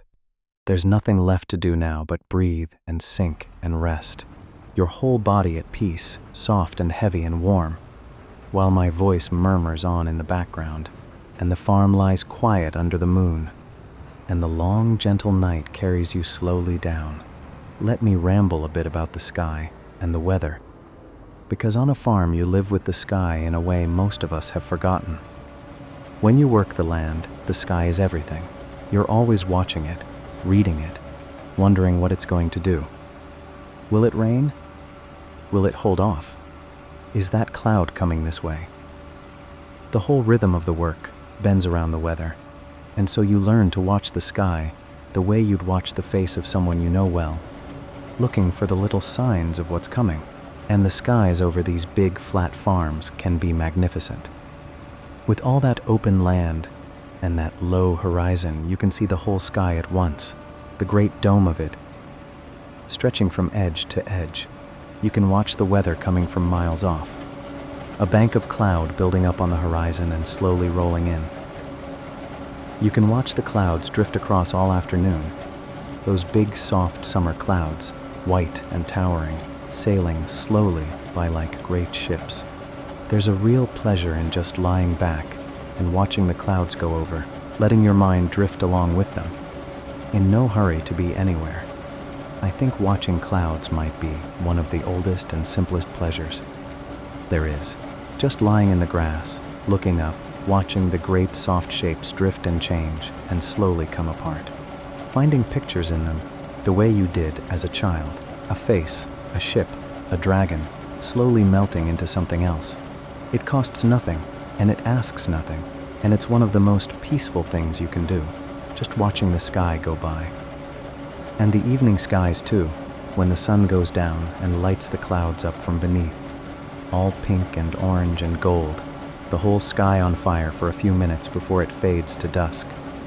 You get the most beautiful sunsets over open country like this, with nothing to block the view, just the wide sky doing its slow nightly magic. And there's all the wildlife, too, that shares the farm with you, the birds, especially. There's always birdsong about a farm, from the first light of morning when they all start up together.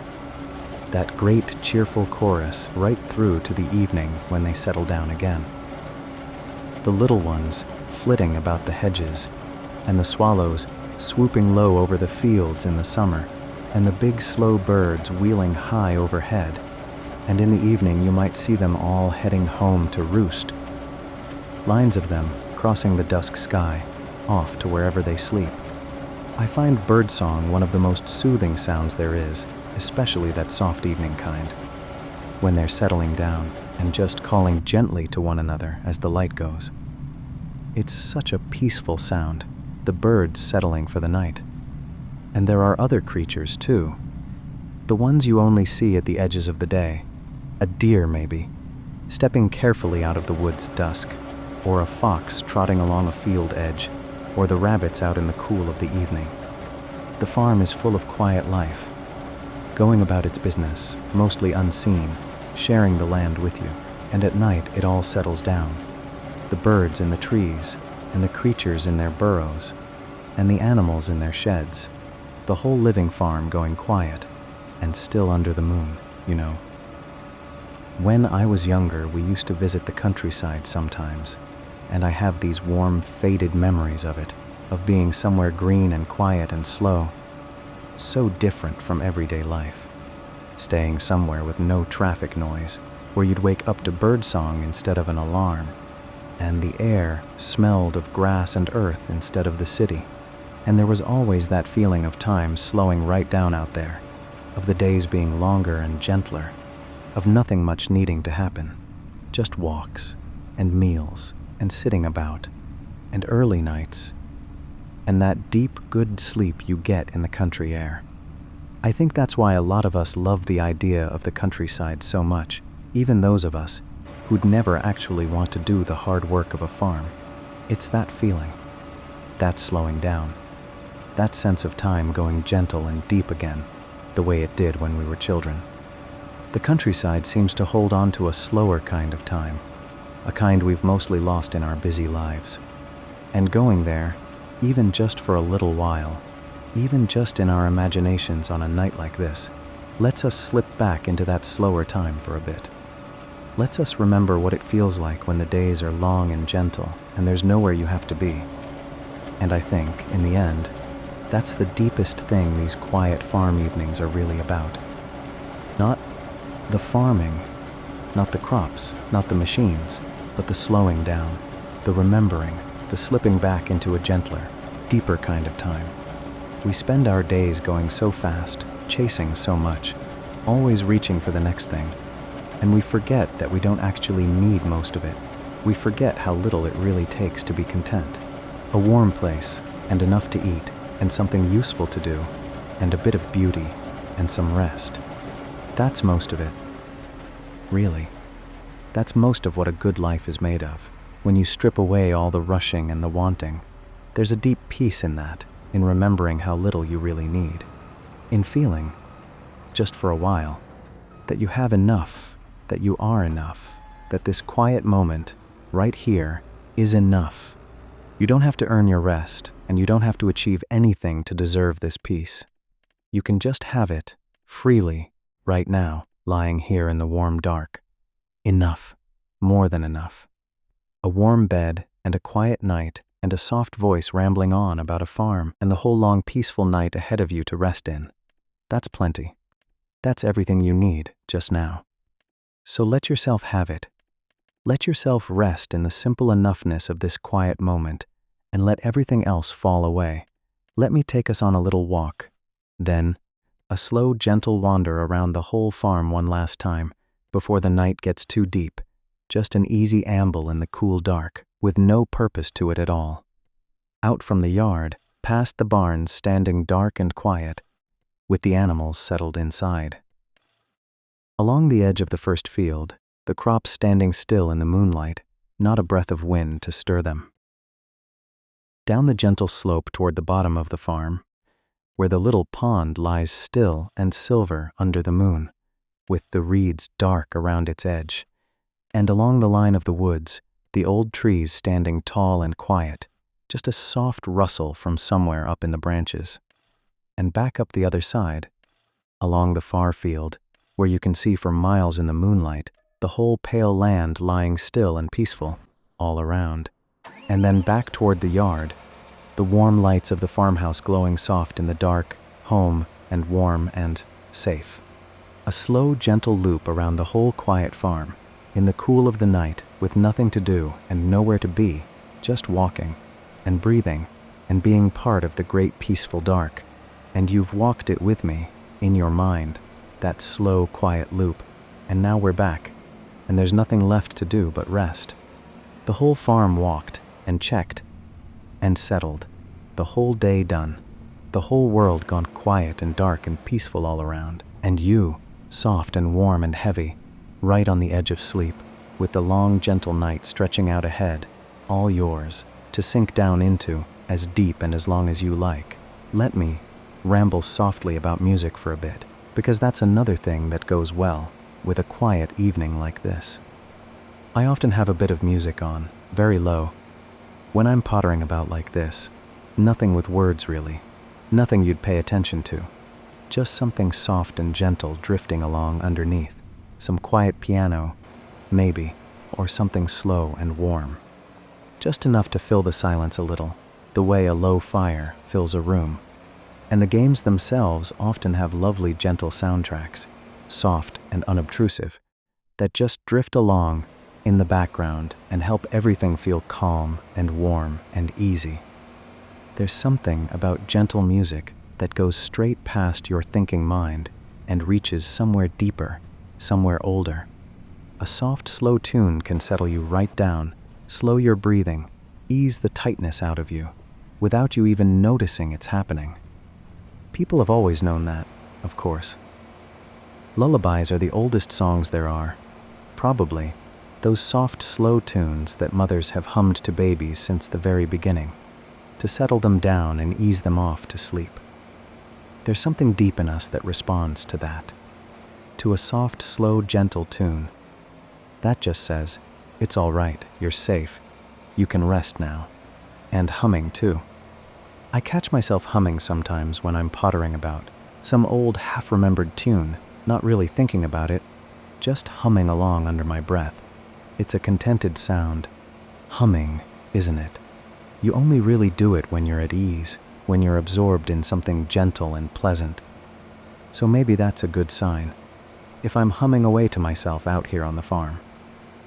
A sign that all is well, and I'm at ease, and there's nowhere I'd rather be than right here, pottering about in the quiet dark, keeping you company while you drift.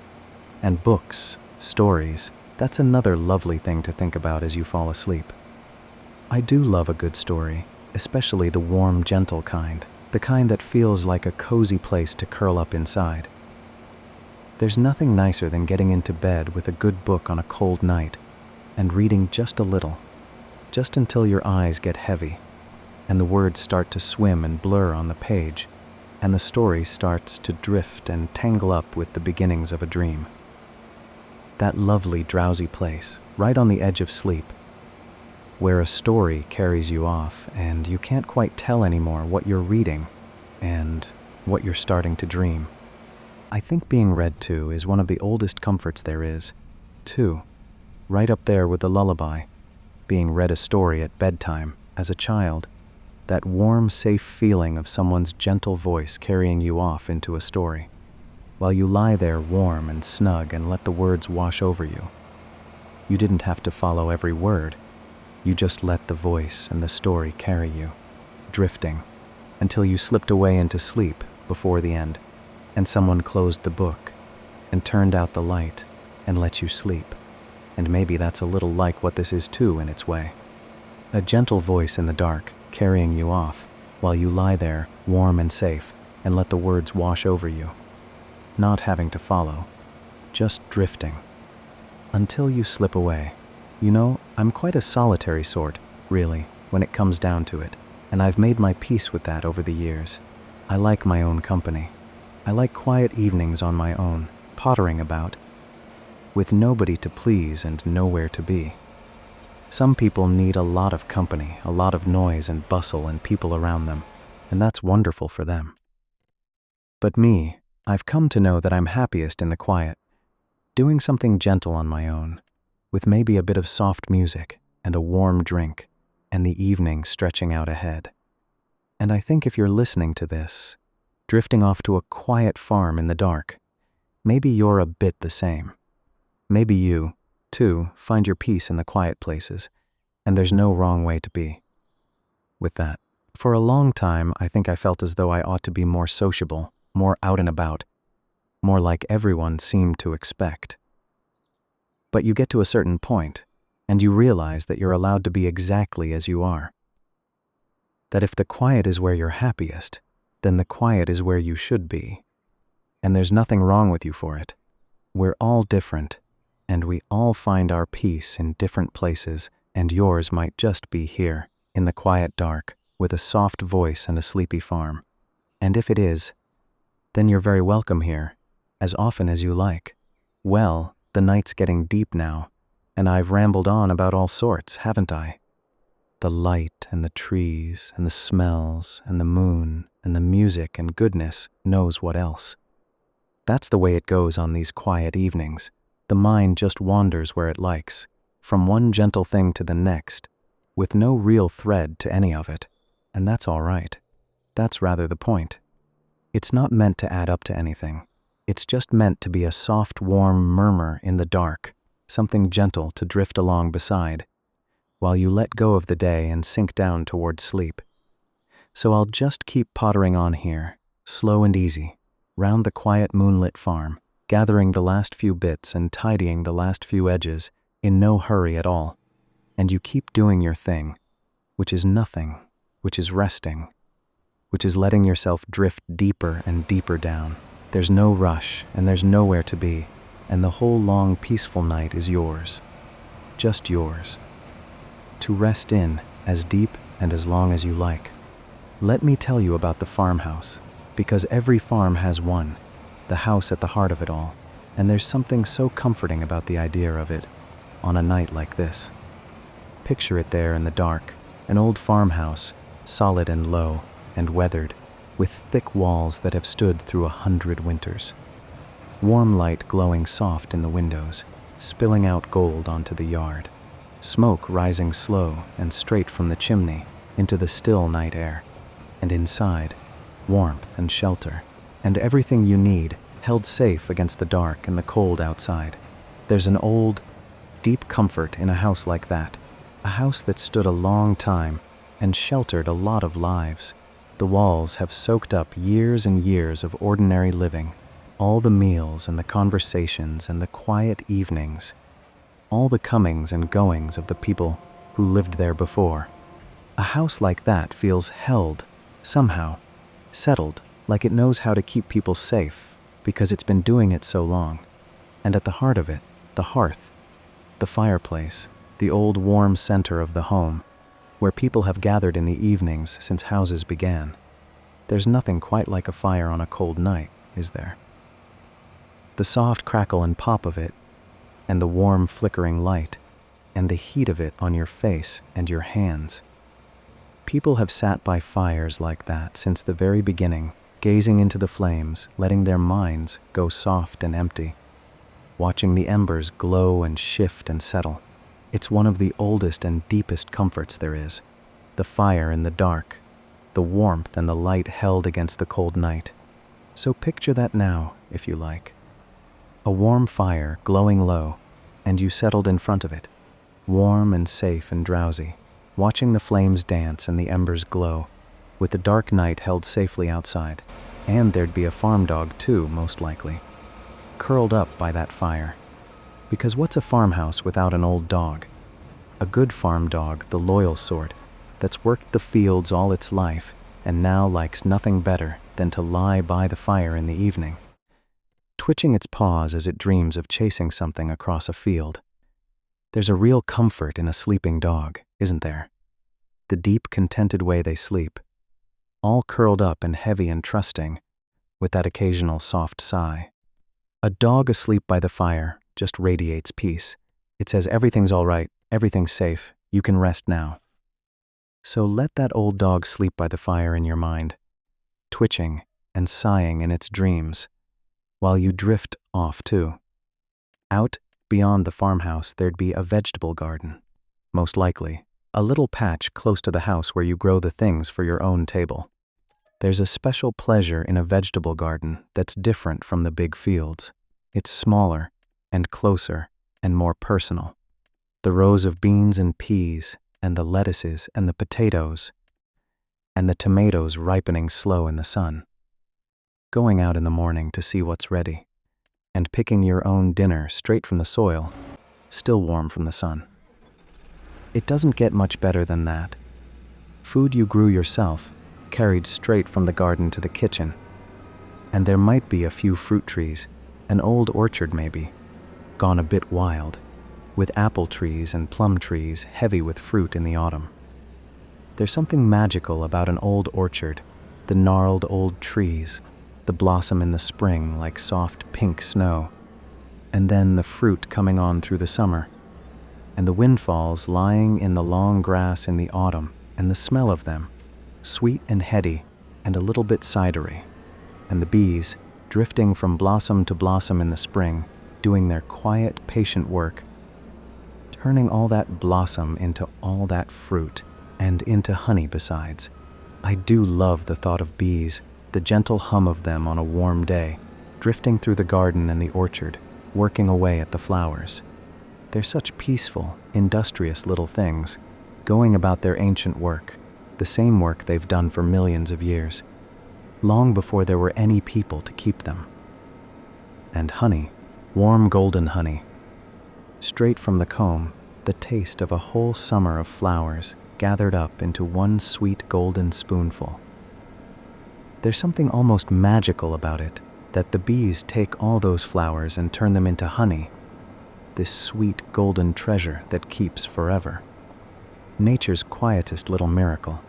Let me ramble a bit about the people who came before, too, the ones who farmed this land in the old days, because a farm always has that sense of history about it, that sense of all the hands that worked the land before yours. Long before the big machines, before the engines, before any of it, people worked this same land by hand, and with horses, and with simple tools, season after season, generation after generation. It was hard, hard work, far harder than anything we know. Up before dawn, and working till dark, at the mercy of the weather and the seasons, with none of the comforts we take for granted. And yet, there was something in that old way of life, too. Something we've half lost. A closeness to the land, and to the seasons, and to the slow, real rhythm of growing things. They lived right inside that rhythm, the old farmers, in a way almost none of us do anymore. They knew the land intimately, every field and every corner of it. They knew the weather and the soil and the signs of the changing seasons. They lived by the sun and the rain and the turning year, close to the earth in a way that was hard. Yes, but also deep and real and rooted. And when you potter about a farm, even a pretend one, even just for an evening, you touch a little bit of that old rooted way of being, and something in you remembers it and finds it good. I think about them sometimes, those old farmers, all the countless people who worked the land down the long years, who planted and tended and harvested and rested, who looked up at the same moon and the same stars, who felt the same satisfaction in a field well tended and a harvest safely in. They're all gone now, of course, long gone, but the land remembers them, in a way. The fields they cleared, the walls they built, the trees they planted. We're farming in their footsteps, really, all of us, walking the land they walked, doing the work they did, part of a line that stretches back and back, further than anyone can see. And there's a deep comfort in that, too, in being part of something so much older and bigger than yourself. The long, quiet line of people who've tended the land, going back to the very beginning, with you tonight, just one more. In that long, faithful line, let me take us into the winter for a while, up north in Minnesota, because there's a special kind of peace in a deep, snowy winter, and it's a lovely thing to drift off into. Imagine the whole farm under snow. Deep, soft, clean snow lying thick over everything, over the fields and the rooftops and the fence posts, smoothing the whole world out, rounding off all the edges, turning everything soft and white and silent. And snow brings such a deep silence with it, doesn't it? It muffles everything, soaks up all the sound, until the whole world goes hushed and still. The deepest quiet there is, and the cold, clean and sharp, and your breath clouding in the air, and the snow creaking softly under your boots, that lovely squeaking crunch of fresh snow on a really cold day, and the fields all smooth and white and untouched, stretching off under a pale gray sky, with maybe the dark line of the woods in the distance, and the tracks of birds and animals here and there, the only marks on all that white. There's something so clean and peaceful about a snowy landscape. All that whiteness, all that quiet, the whole busy world brought to a soft white standstill, and then back inside into the warm, with the cold left out in the snow where it belongs. the fire going, and the windows fogged with warmth, and maybe the snow falling soft and silent past the glass, drifting down out of a darkening sky. There's no coziness on earth quite like being warm inside while the snow falls outside. Watching it come down, soft and slow and endless, settling over everything, while you're tucked up warm and safe, with nothing to do, and nowhere to go, because the snow's closed all the roads and given everyone permission, at last, to simply stay in and rest. A snow day. The whole world snowed in and quiet and still, and you safe and warm in the middle of it. That's a deep, deep peace, that. The snowed-in quiet. The world all stopped and softened and hushed, the fire crackling, and the snow falling, and nothing at all that needs doing. So let that settle over you now, soft and white and silent as the snow itself. The whole farm sleeping under its blanket of snow, and you sleeping too, warm and safe in the middle of all that white quiet, while the snow keeps falling, soft and slow and endless, through the long winter night. Let me ramble about the country roads too, the quiet back roads that wind through farm country, because I do love a slow drive down a country lane. Not the big fast roads, but the little ones, the narrow winding lanes that meander through the fields, following the old paths, in no hurry to get anywhere. Down south in Arkansas, they'd run dead straight for miles sometimes, through the flat delta land. Long ribbons of road, shimmering in the heat, with the fields stretching out flat on either side. And up north they'd wind more, through the gentle hills and around the lakes, past the farms and the little stands of trees. And every so often you'd come to a little town. The small farm towns that dot the countryside. Just a few streets and a handful of buildings. A place where the farmers come to buy their supplies and sell their crops.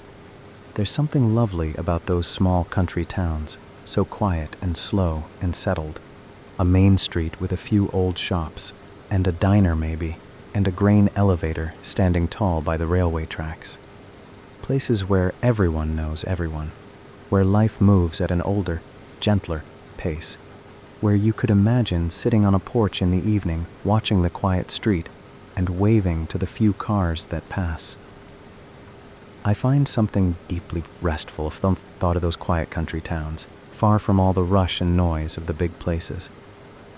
Just little settled communities, going about their lives, season after season, tied to the land and the rhythm of the farming year. The kind of place where the biggest event of the season might be the county fair, or the harvest, where life is small and quiet, and local, and real. We've mostly moved away from that, most of us, into the big, busy places. But something in us still longs for it, I think.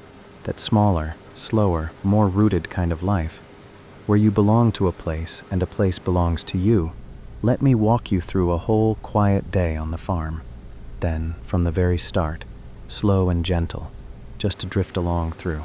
It begins before the dawn, in the cool gray dark, when you wake to the first stirrings of the morning, and you go out into that cool gray hush with the dew heavy on the grass and the birds just beginning, and you do the first round, the morning round, checking on the animals, letting them out, feeling the day slowly brighten around you.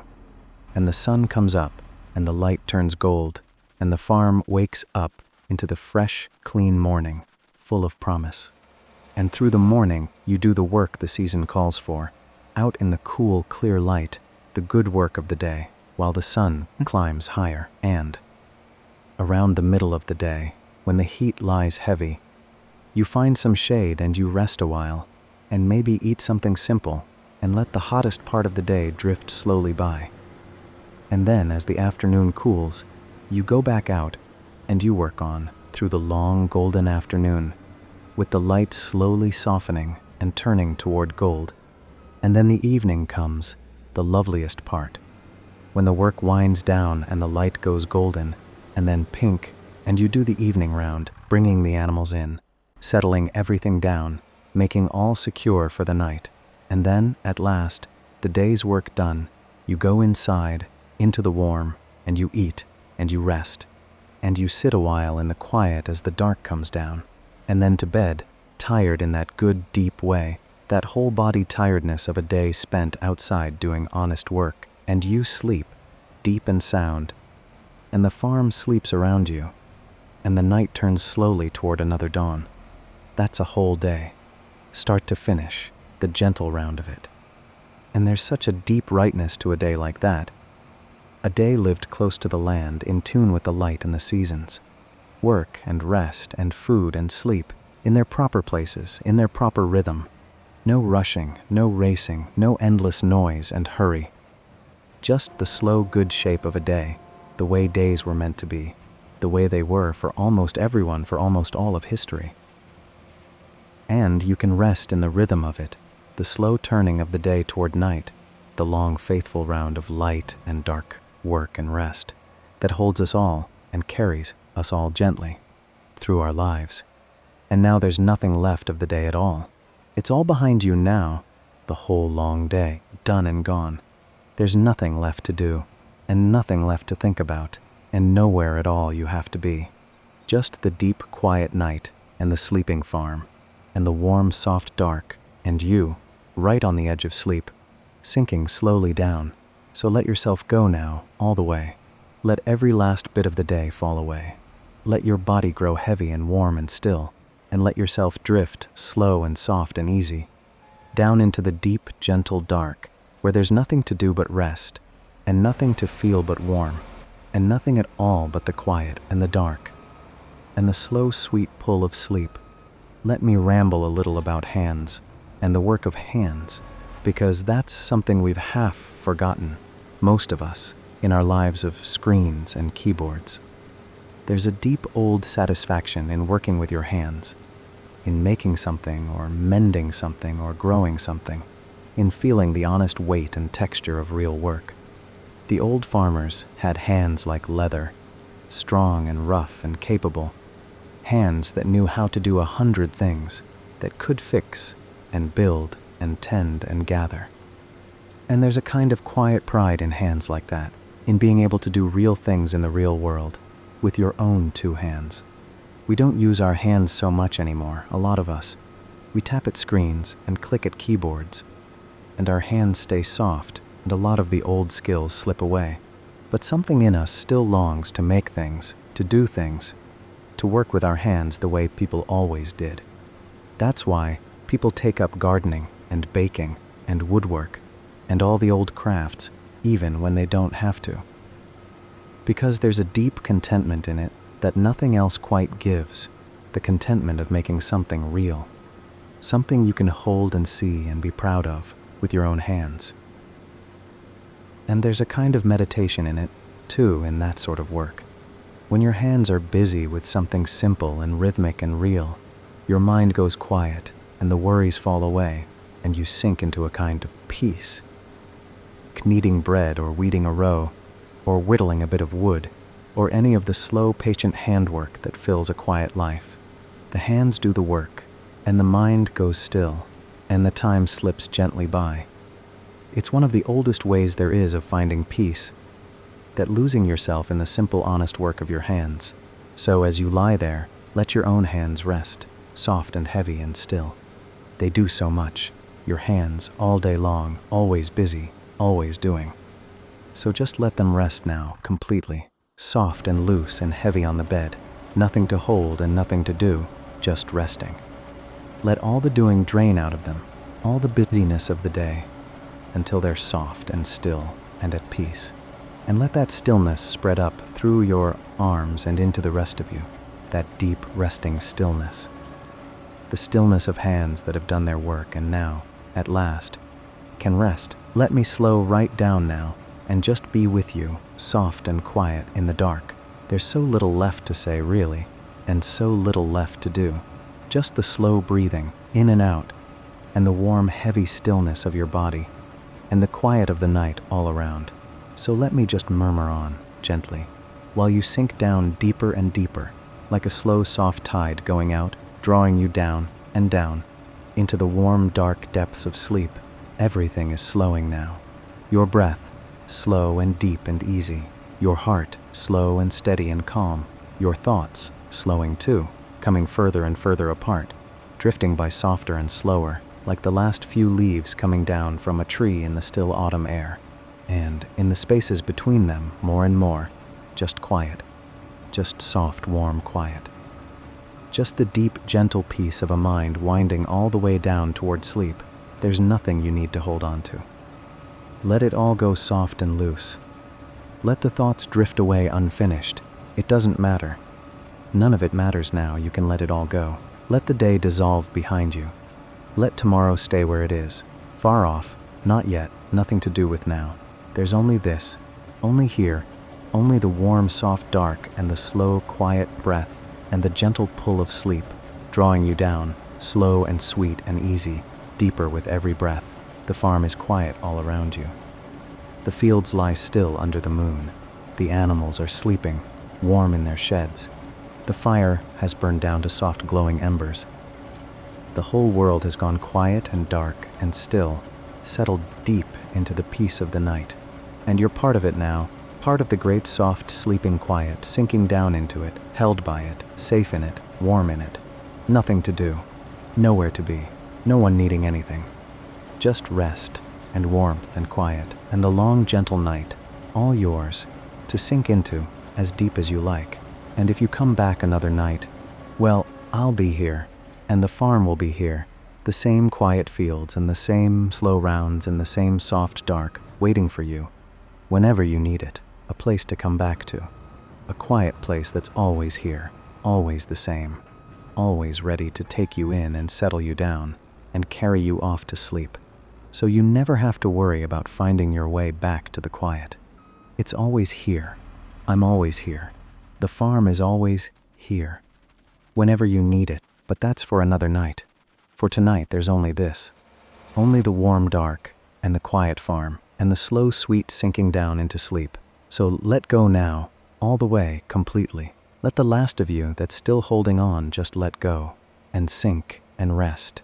I've got everything. I've got the farm and the night and the long slow rounds and the quiet watch over all of it. You don't have to hold anything at all. You can just let go and drift and sleep. If you're still with me, that's perfectly all right. Some nights sleep takes a little longer to come, and that's nothing to worry about. There's no rush and there's no race, and you don't have to be asleep by any particular time. You're just resting, and resting is enough, all on its own, even without the sleep. So don't fret about it, and don't start watching the clock. Just keep lying still, soft and warm, and let me keep you company a while longer. And if you drifted off for a bit, and then floated back up to the surface again, well, welcome back. That happens. The mind comes up for air sometimes, in the night, and then sinks back down again. It's natural, and nothing's gone wrong. Just settle back in, and find your comfortable spot again, and let those shoulders drop, and we'll sink back down together, slow and easy. The way we did before. I'm still here, still pottering, still rolling slowly round the quiet fields, in no hurry at all. The night's still long, and we've plenty of it left. So there's no need to do anything now but rest, and drift, and let it pass. The rain's eased off, and there's just a soft mist left, hanging over the land. And there's still a bit of gentle pottering to do, going round, checking on things, gathering up the last few bits. The quiet ongoing work of the farm, round and round, slow and easy, all through the night. I never get tired of this, honestly. Rolling slowly round the fields, checking the crops, gathering up what's loose. It's the same simple work, over and over, and somehow it never gets old. There's a deep contentment in it, the contentment of useful work, done slowly, with care, in a quiet place. The contentment of looking after something, of tending, of keeping things in good order. I think we're built for it, really, for tending things, for looking after a patch of land, or a few animals, or a garden, or a home. There's something in us that just feels right when we're caring for something, keeping it, watching over it. It's one of the oldest and deepest satisfactions there is. So let me roll along this field edge here, slow and easy, just having a look, just keeping an eye on things, the way a good farmer does. the mist hanging soft over the land, and the fields lying quiet and damp and peaceful. Everything still, everything calm. There's a bale over here, so let me just gather it up, slow and gentle. There we go. And another, over there, round we go. Pick it up, bring it along. The same gentle, satisfying work. Gathering up the loose bits of the farm, and tidying the edges, and keeping things in order. On and on, soft and steady, through the misty, quiet night. You don't have to follow any of this, of course. You know that by now. I'm just murmuring along, gathering up the fields, keeping you company while you rest. You can let the words blur right into the background now. Just a low, soft, steady sound going on in the dark, like the rain on the roof, and the hum of the engine, and the soft mist settling over the land. Nothing to catch hold of, and nothing to follow. Just a gentle, endless, soothing murmur to drift along beneath. I'm going to talk more softly now, and more slowly, because I think a lot of you are nearly there. Nearly asleep. And I don't want to keep you. I just want to keep you gentle company, the rest of the way down. So if you're still with me, there's nothing left to do now. Nothing at all. Just keep breathing, nice and slow, and keep letting those out-breaths get long and soft, and let everything else go. Let the day go, because whatever happened today, it's done now. It's over, and you don't have to carry it anymore. You can set it down, lay it down, like setting down something heavy you've been carrying a long way. There. It can rest on the ground now. You don't have to hold it through the night, and let the worries go, whatever's been turning over and over in your mind. It'll still be there in the morning if it really needs you, and you can pick it up again then, fresh and rested, and far better able to deal with it. But not now, and not tonight. Tonight, it's not your job to solve anything.